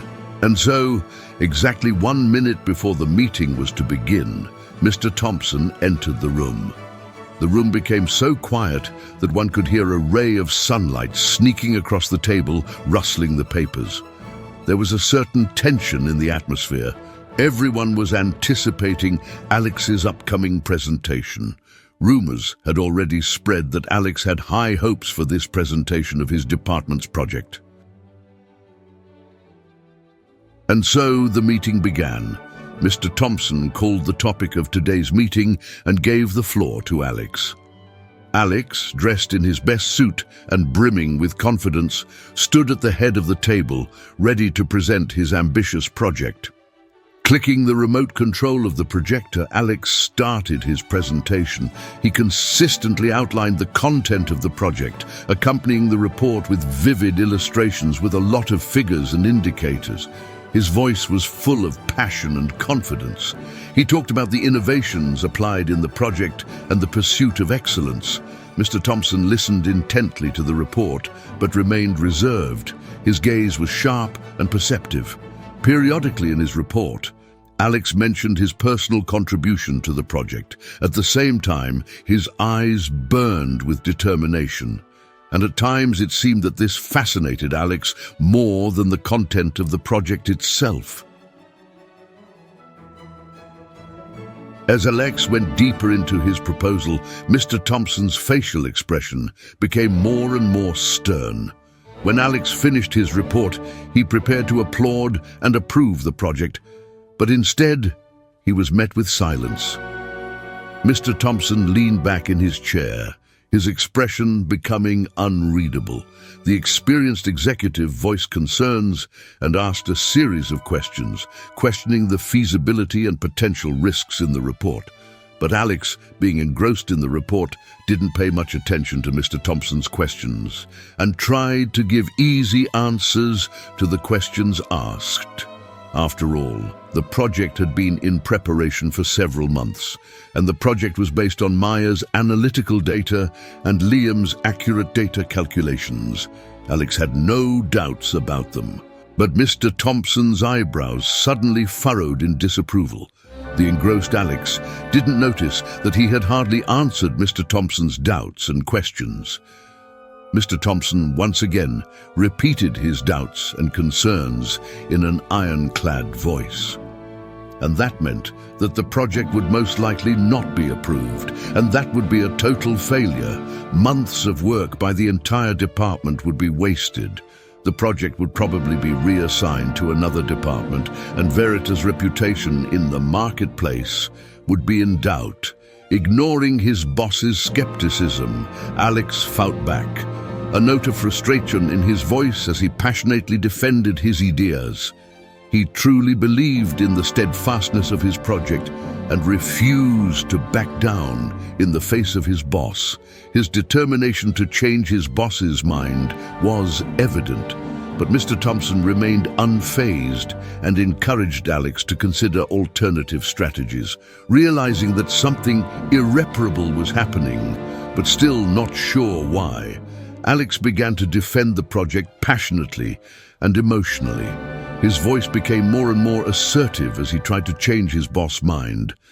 Alex had no way of understanding what had happened.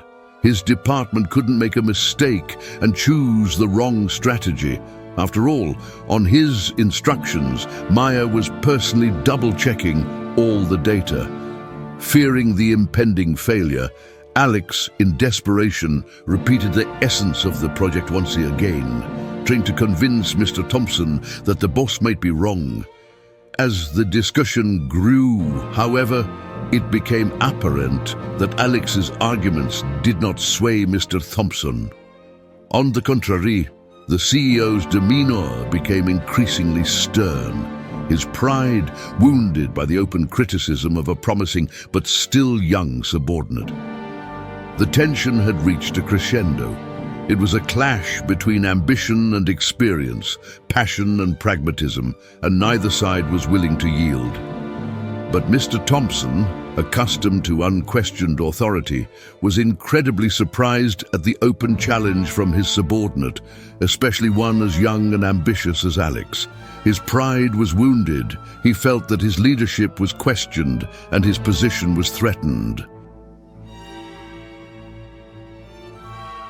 Mr. Thompson furrowed his brow even more. A storm was brewing. It seemed that even the sun, frightened, had taken away its rays of light. The employees of the corporation sitting in the conference room silently looked at each other and reflexively pulled their heads into their shoulders, as if they would all be struck by invisible lightning. For a moment there was a thunderous silence in the room. Liam was the first to break it. He realized that he had to rescue his friend. Briefly apologizing, he addressed Mr. Thompson, admitting that he might have made a mistake. Liam understood the party's heated feelings and believed that there was still a chance to gain favor with his boss if they admitted that Mr. Thompson was right. Liam promised that they would review the alternatives as soon as possible and submit an updated report, no matter how hard it took. Mr. Thompson looked at Liam questioningly in surprise. There seemed to be a ray of hope, but the heated Alex strongly disagreed with his subordinate's opinion, continuing to insist on the fallacy of his boss's remarks. Mr. Thompson's face turned stony grey. The negative consequences of Alex's bold challenge became obvious, and Mr. Thompson, cherishing his wounded pride, prepared to make a fateful decision. In an effort to assert his authority and quell any further dissent, he decided to get rid of the perceived threat Alex posed. Meanwhile, Maya sat quietly, watching with a thoughtful expression on her face. She knew how important it was to respect authority figures, but at the same time, it was her work that was at the core of the project. And like everyone else, Maya didn't want to fail. But unlike Alex, Maya knew the ins and outs of the project, and thanks to her professional competence and deep analytical understanding, she had unmistakably grasped the essence of Mr. Thompson's questions and was ready to answer them with ease if she was the one defending the project. Realizing that seconds separated the project from failure, Maya stepped forward suddenly and decisively. Her gesture discouraged Alex and Mr. Thompson. Taking advantage of the moment, Maya looked kindly and calmly into Mr. Thompson's eyes. From surprise, the boss was taken aback for a moment. Meanwhile, Maya, in the calmest and most confident voice possible, expressed her full appreciation to Mr. Thompson for taking the time to hear their department's project report. She then sincerely thanked Mr. Thompson for his comments and concerns about the project. The boss's bewilderment was unparalleled. Out of surprise, Mr. Thompson stared at the employee in silence. Realizing that the silence of the boss meant that he did not object, Maya continued. She consistently outlined all the features of the project. She referred to the latest market trends, competitor analysis, and projected growth rates. To prove her words, she mentioned a lot of values and data of the project, which Alex had not mentioned in his eagerness and self-promotion.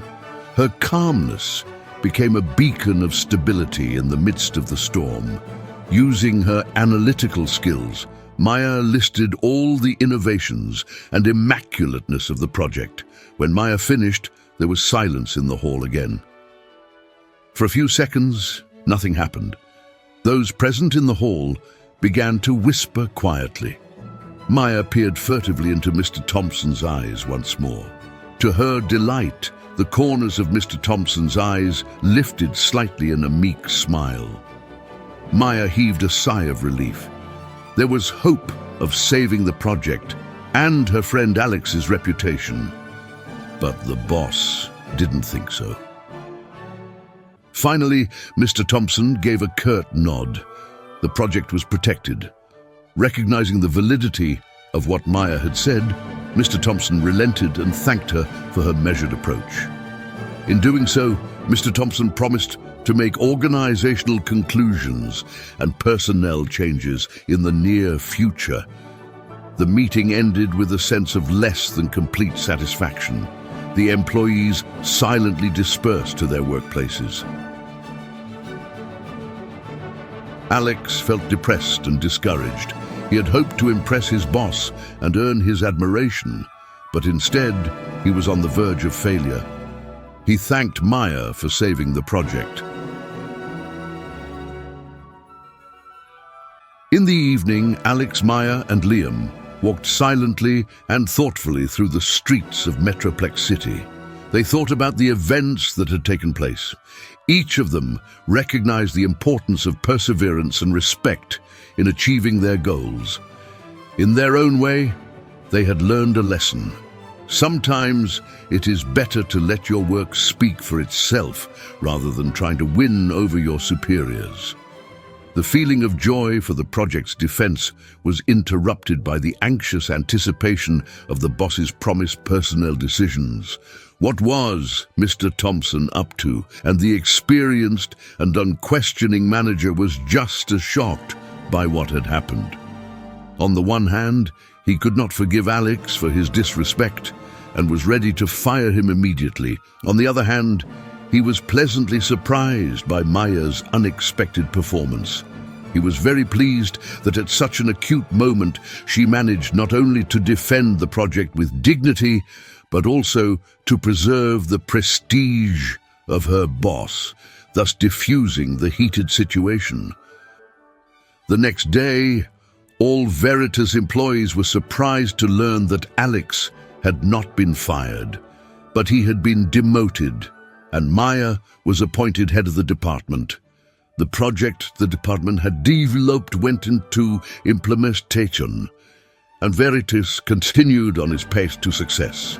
The story of three colleagues clearly showed what the consequences of not following the wise rule, avoid defeating the superior, can be. After all, victory often leads to dislike of the defeated to the victor, with which emotions born in a tough struggle do not allow to cope. And trying to gain a mental victory over your superior can be not only not reasonable, but also not safe. Do you agree with the wise rule that victory over the superior should be avoided? Write your opinion in the comments. If you liked the video, give it a like.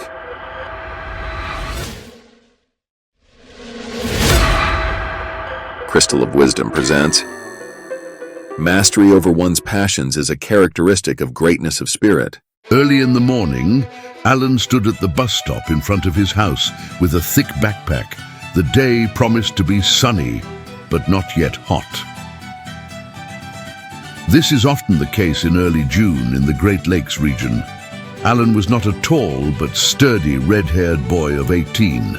Alan had always had a calm and friendly personality. He didn't like to argue with anyone or prove anything, and he preferred not to get involved in school conflicts. This year was a significant event in his life. He graduated from school. Alan turned around. His mom looked out the window of his house. She waved her hand at Alan. Alan smiled and thought, "It's going to be okay, Mom. Don't worry about it. I'll be back soon." And waved silently. At that time, a school bus pulled up to the bus stop and Alan got on the bus. The bus door closed behind him. There were several people already seated on the bus. They were all graduates of the local school. and of course had known each other for a long time. Alan made his way to the back row and sat down in an empty seat. The bus was noisy. The loudest was Max's voice. He was the most vocal, played the guitar, and liked to sing songs loudly. This time, Max was with his guitar. Alan looked around at the others. Kelly. And she's with us. Alan thought, looking ahead of him at the girl with her brown curls down her back, and smiled. Alan had liked Kelly for a long time, but he had never dared to tell her. The bus stopped again, and an energetic, tall, dark-haired guy with a handsome, muscular figure and a confident look entered the open doors of the bus. He looked around the bus, smirked, and with a certain amount of arrogance looked at everyone present. It was Sam.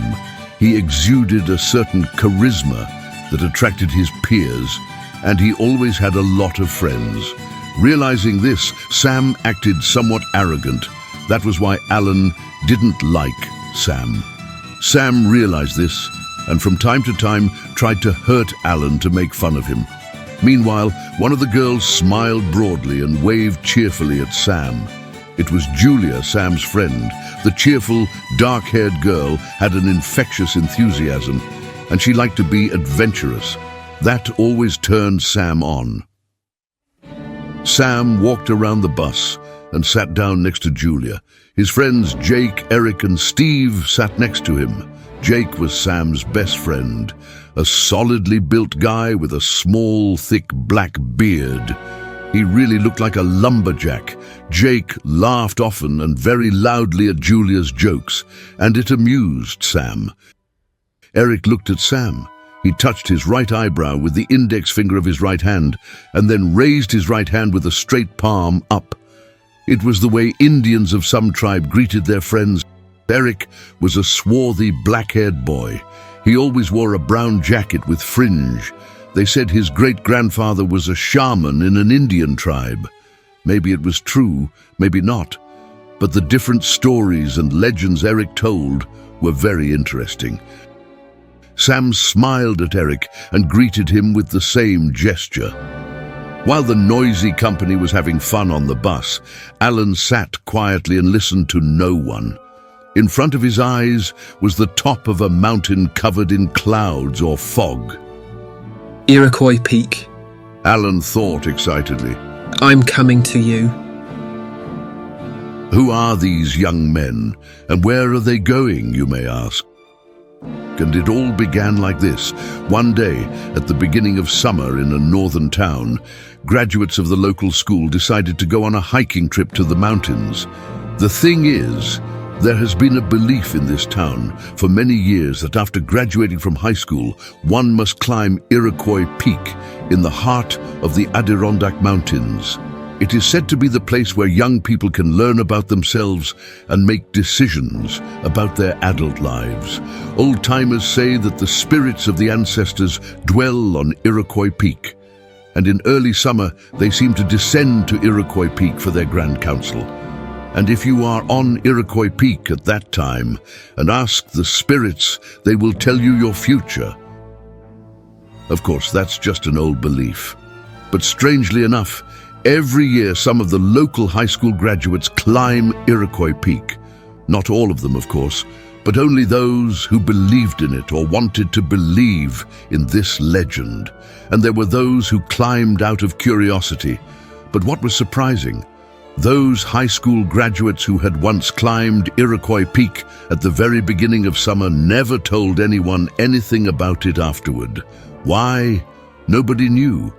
And so those who didn't believe in the legend continued not to believe in it. And for the rest of us, the legend became a secret. And every year, new graduates dreamed of climbing Iroquois Peak. And so it was this time. A group of high school graduates gathered on Iroquois Peak. Climbing Iroquois Peak was not a difficult task for the locals, because in this town, children often went to the nearby forest and climbed the nearby peaks.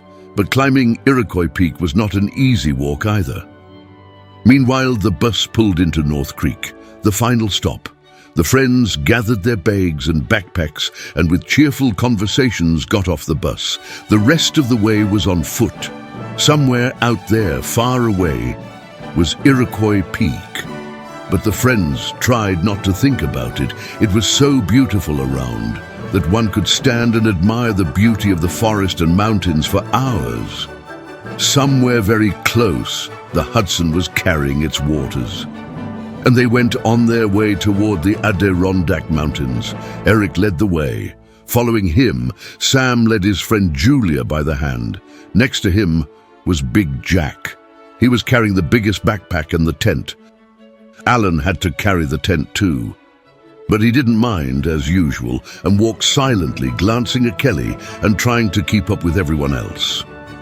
As you have already noticed, there were not only guys, but also girls. So it was decided to walk at a leisurely pace. Somewhere closer to Iroquois Peak to pitch tents and spend the night, and early in the morning to start climbing Iroquois Peak. Further, according to the legend, it was necessary to descend from the summit and to swim in Lake Colden. It was symbolic. It was believed to wash away all the hardships of the past before beginning a new, happy life. And so, when most of the way to Iroquois Peak was passed, surrounded by tall pine trees that whispered secrets to the wind, the friends found a suitable place to camp and stay overnight. The guys began to put up the tents, and the girls got busy preparing food. "We should bring wood and make a fire," Sam said, and grinned at Alan. Alan sighed habitually, took an axe and went to gather wood for the fire. The sun had already begun to descend from the sky. The fire was already burning brightly. The girls were finishing preparing food for dinner. The company sat around the crackling fire. Julia softly told a joke and looked at Alan. Everyone laughed. Their laughter filled the air, mingling with the serene sounds of nature. The loudest laugh was from a throaty Jake. Then Max pulled out his guitar and began to sing. The company picked up his songs. It began to get dark. Everyone noticed that they were very tired during the day. Is it true what they say that the spirits of the ancestors descend to Iroquois Peak? When do they descend? During the day or at night? Gwen asked. "Really?" said Eric in a mysterious voice. "But you have to ask them to do it," said Eric in an equally mysterious voice, and everyone laughed merrily again. Then Eric began to tell his stories and legends. The smoke of the fire was rising upwards, adding mystery to Eric's stories. Everyone listened to Eric with interest.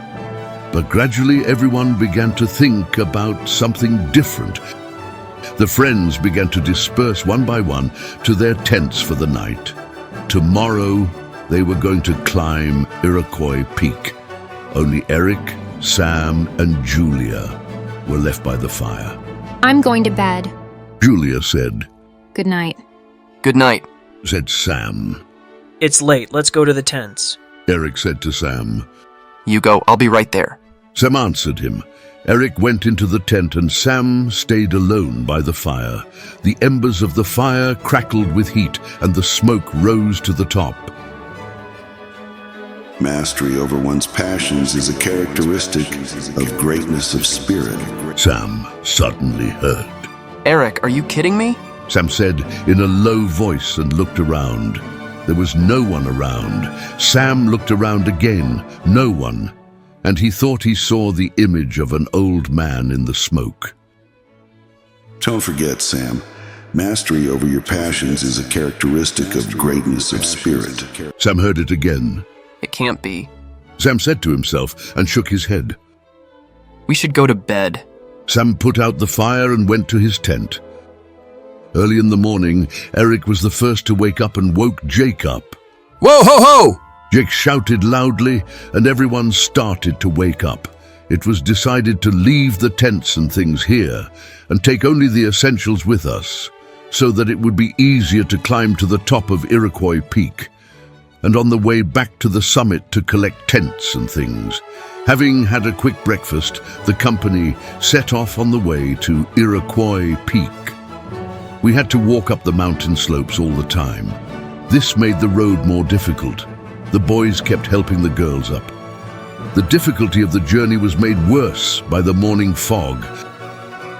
At some point, Sam fell a little behind, and Alan, as usual, went last. And then Sam felt a hard push. Sam fell, slightly twisting his leg. He couldn't say a word, out of surprise. It turned out that Sam was walking along the edge of the cliff, and in the grass he didn't notice how the earth and rocks began to crumble under his feet. Another moment, and Sam would have fallen off the cliff. Alan was walking beside him. He saw it, and all Alan could do was to push Sam hard in the opposite direction so that he wouldn't fall off the cliff. But where was Alan? And then Sam saw that Alan had fallen off the cliff and was hanging with his hands on a large bush. Help me, Alan whispered. No way. Sam thought arrogantly. That I'd help you? Who the hell are you? You're a loser. You're holding on to a bush, so get out on your own. Sam kept thinking. Yep, but that red-headed guy just saved me. Sam kept thinking. It wouldn't cost me anything to give him a hand and pull Alan out. But what will my friends say? Sam reached out to that loser? Sam kept thinking. Never. Let him make his own way. It's his destiny. Sam smirked, and then Sam thought he heard the mysterious voice in the fog again, telling him, He saved you, Sam. Mastery over your passions is a characteristic of greatness of spirit. Sam looked into Alan's eyes. They were full of despair. Suddenly, something turned inside Sam. Like a fast movie, his high school years flashed before Sam's eyes, and he felt ashamed of himself. He used to think that by belittling the weak, he was magnifying himself in the gasps of his friends. It had been so amusing. But now, a great shame for his actions overcame Sam. His brown eyes glittered. Trying not to lean on his sprained leg, Sam reached out and grasped Alan's hand tightly. With all his strength and his other foot firmly planted on the rock, Sam pulled Alan up. It turned out that Alan had scratched himself badly when he had fallen and clung to the bush. Sam put his arm around his shoulders. Thanks, Alan. You're a real friend, Sam said. Alan shrugged silently. Forgive me if I've been wrong somewhere. Sam continued. I realized a lot of things today. Alan looked at Sam in surprise and again only shrugged. How's your leg? Alan asked, seeing that Sam was limping on one leg. Here, take this. And Alan handed Sam a stick that looked like a staff. It will help you walk. Meanwhile, the group had gone ahead without noticing what had happened, leaving Alan and Sam behind. But they soon found that Alan and Sam were not with them, and they looked around in bewilderment. The fog was beginning to clear, and they saw Sam and Alan coming toward them. Where have you been? Julia asked them. We were about to go looking for you. What were you two doing up there? Jake asked loudly and laughed out loud.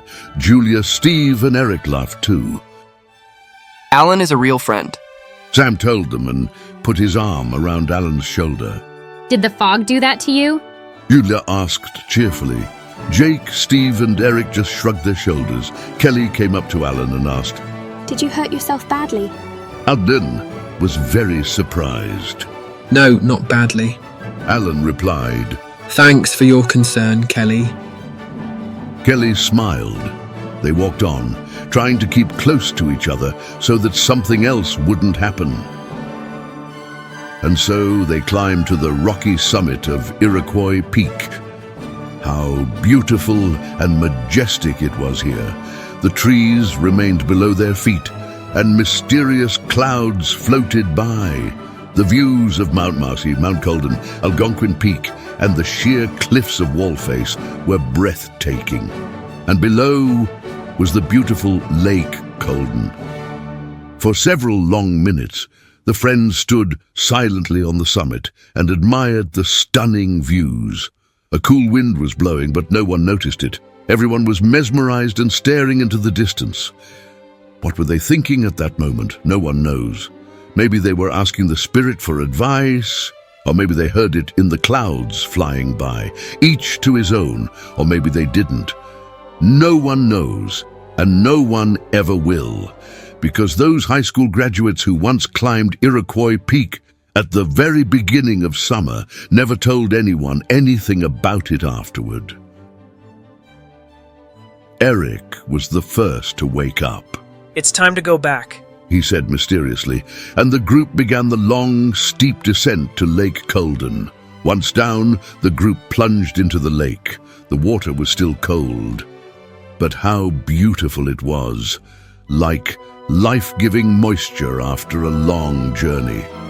It seemed that the water washed away all the problems from the body, and it became incredibly easy, but you can't sit in cold water for long. So the friends went ashore to dry off in the rays of the rising morning sun. Alan, your scratches are almost healed. That's amazing. Said Kelly, and Sam noticed that his leg didn't hurt at all anymore. He was surprised and peered up at the floating clouds. What was he thinking at that moment? No one knows, but only the smile on his face was not a smirk like before, but quite different, welcoming and good-natured. The walk back was easier. The friends returned to the camp, had lunch, and packed their tents and their belongings. Further on, there were descents, and the company returned to the bus even before sunset. On the bus, everyone rode in silence, and even Max didn't play his guitar. Mastery over one's passions is a characteristic of greatness of spirit. Zem thought to himself, on this trip he had realized that the true measure of greatness was not in the pursuit of fleeting desires, but in the mastery of one's own passions. Alan sat next to Kelly and squeezed her hand tightly.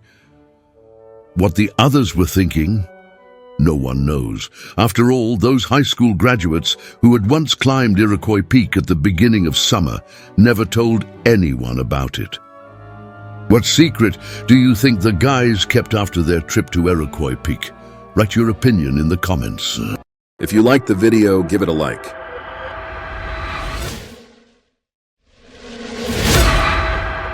Crystal of Wisdom presents Get rid of the faults inherent in your fellow countrymen.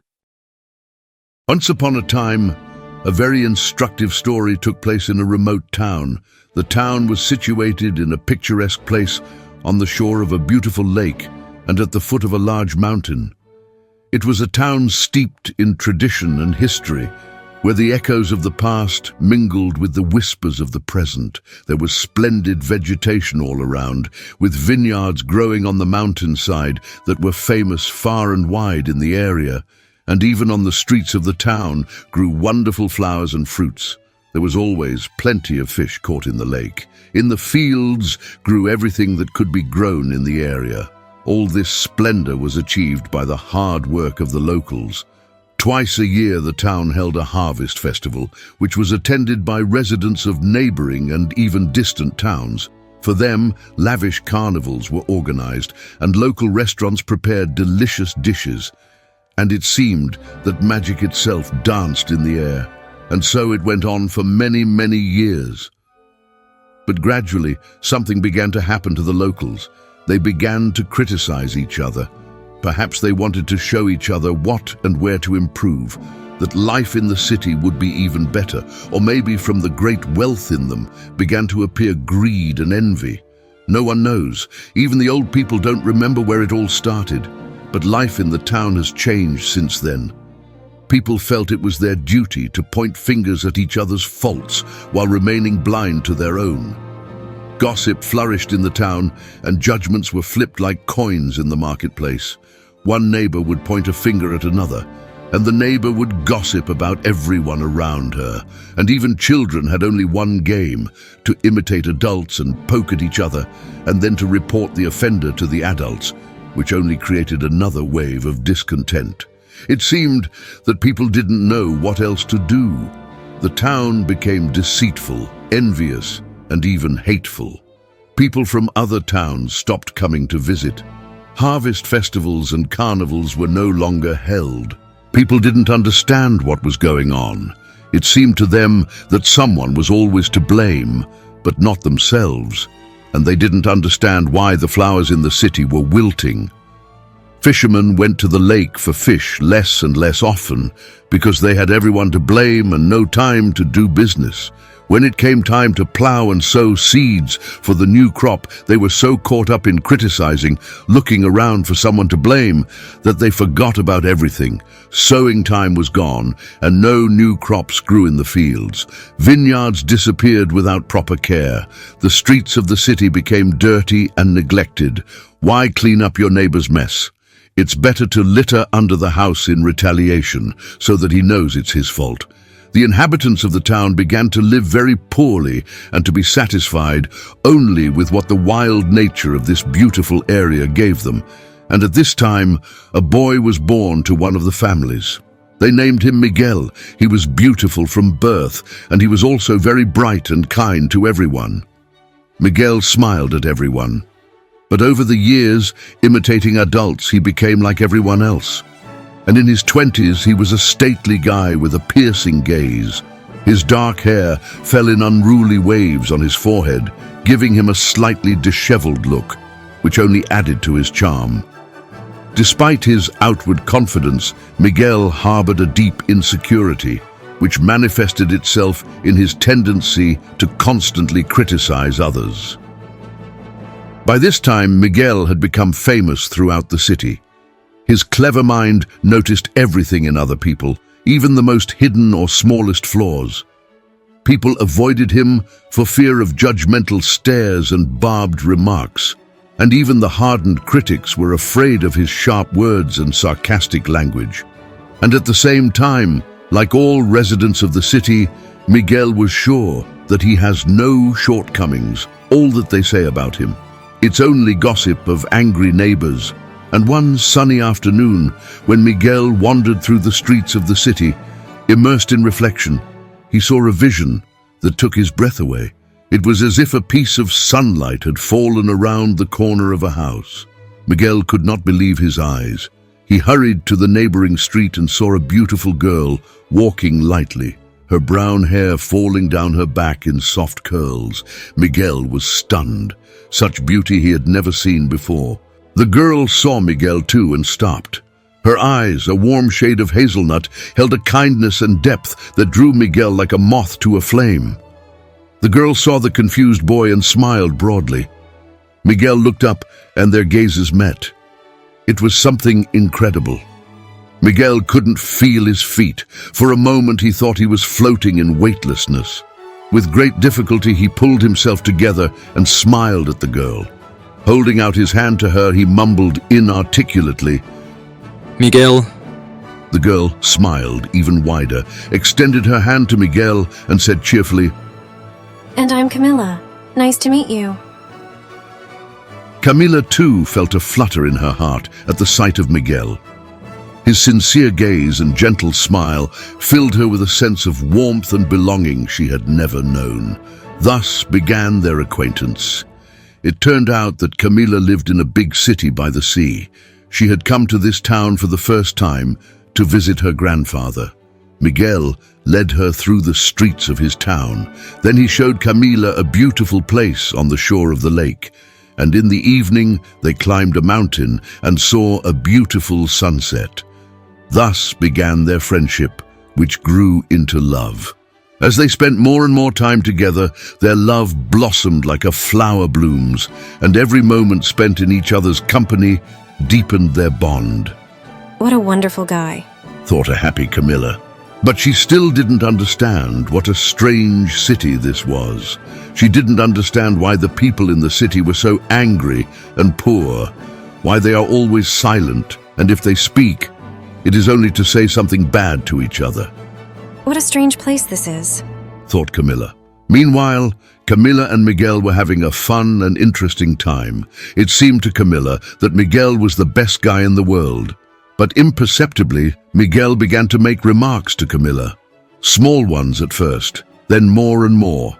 Gradually, it turned into a constant criticism because Miguel, brought up in the spirit of his town, could not do otherwise. Miguel's shortcomings threatened to tear them apart. His critical nature and tendency to find faults in others cast a shadow over their budding romance, driving a wedge between them that seemed impossible to overcome. Frustrated and confused, Camilla began to avoid meetings, her once bright eyes dimming with sadness. Then one day, Camilla told Miguel that she no longer wanted to see him, never again, and that she was leaving town in 2 days and would never come back. Miguel couldn't understand what had happened. He felt as if a bucket of hot water had been poured on him. Full of anger and resentment, he ran through the streets of the city. He shouted and swore at everyone who got in his way. Miguel did not understand what was happening. The whole day went on like that. Miguel could not understand why everything happened this way. What was his fault? He had always wanted to help Camilla. Nothing else. That's what everyone in his town did. Miguel didn't notice how he found himself on top of the mountain. It was getting dark. Miguel looked up at the stars and asked the sky only one thing. Why? Why did everything happen this way? What was he wrong about? But there was no answer. Miguel had been sitting on the mountain for hours. Looking at the stars, he remembered his childhood, how he grew up, how he socialized with his peers, how he grew up, and he could not remember anything good that could in any way compare to the beautiful Camilla. It began to get colder, and Miguel walked down the mountain. He sat down on the shore of the lake. Miguel did not think about anything but only watched the reflection of the moon bobbing on the surface of the water. And then, in the darkness of the night, someone's hand laid on his shoulder. Miguel shuddered with surprise and looked back. It was his grandfather Gonzalo. "Miguel, I heard about you today," said Gonzalo. "Grandpa, why is it like this?" Miguel asked. And then old Gonzalo told Miguel that when he was a boy, this town was very different. Gonzalo told how beautiful his town used to be, how kind and hard-working the people were, how beautifully they socialized, and how much fun they had at carnivals. Miguel couldn't believe it had all happened. "What happened?" Miguel asked. "I don't know," replied old Gonzalo. "But you can't go on living like this. What can I do? Can anything be changed?" said Miguel. "I don't know. Maybe we should start with ourselves," replied old Gonzalo. Miguel saw the morning sun begin to rise over the lake. The black night was slowly receding over the horizon. The rising sun seemed brand new to Miguel, pure and not vicious. "May I?" Miguel said and looked around, looking behind him for his grandfather. But old Gonzalo was gone as quietly as he had come. Then Miguel got up and launched the boat. He loaded into the boat a net that had long since dried unnecessarily on the shore. Miguel took up the oars and set sail. After a couple hours, Miguel moored the boat full of fish to the shore. He loaded the catch onto a wagon and took it to the market square. On the way into town, he picked a large bunch of wildflowers. When he reached the square, Miguel began to give out fresh fish free of charge to everyone, and to the women he gave the flowers he had picked. The townspeople were very shocked by what was happening and forgot about their custom of criticizing everything and everyone. Miguel called the boys, who were standing on the edge of the square in surprise, and very strictly asked them to take the remaining fish to the old men. To Miguel's surprise, the boys were very happy to hear his request. They themselves wanted to participate in some way, but were afraid to say so. With joyful shouts, the boys scattered through the town, bringing Miguel's catch to the old men. And miraculously, not a single person dared to criticize Miguel or the boys. And the most amazing thing was that for the first time in years, the word "thank you" was heard in the town.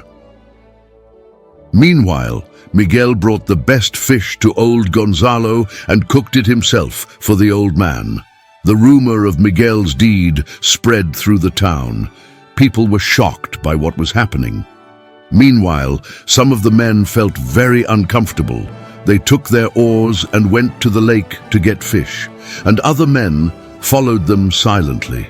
The women, looking at Miguel's flowers, forgot about the squabbles and gossip. They wanted something beautiful. They remembered their gardens and their fading flowers and began to take care of them. People took to the streets and began to clean up. Someone remembered about the abandoned vineyards, and people went to restore them. And no one looked at their neighbors. Everyone did what they thought was right. Meanwhile, Miguel and the other men of the town went to work in the fields. It turned out that all the people of the town had long been tired of such a life, but they were afraid to change anything because they were afraid of constant criticism and gossip. That's how the day passed. In the evening, all the people of the town organized a carnival. They brought delicious dishes to the square and served them to each other. In the evening light of the city, their faces glowed with joy, and no one wanted to criticize anyone. Everyone was talking about what Miguel had done, but Miguel couldn't see it anymore. He was so tired during the day that he had long since fallen asleep. In the morning, Miguel jumped up. He remembered that Camila had promised to leave today. I didn't even remember about Camila. I didn't even say anything to her. Miguel thought. Miguel ran up to Camila's house and saw the girl standing with her things in the driveway. Miguel lowered his head.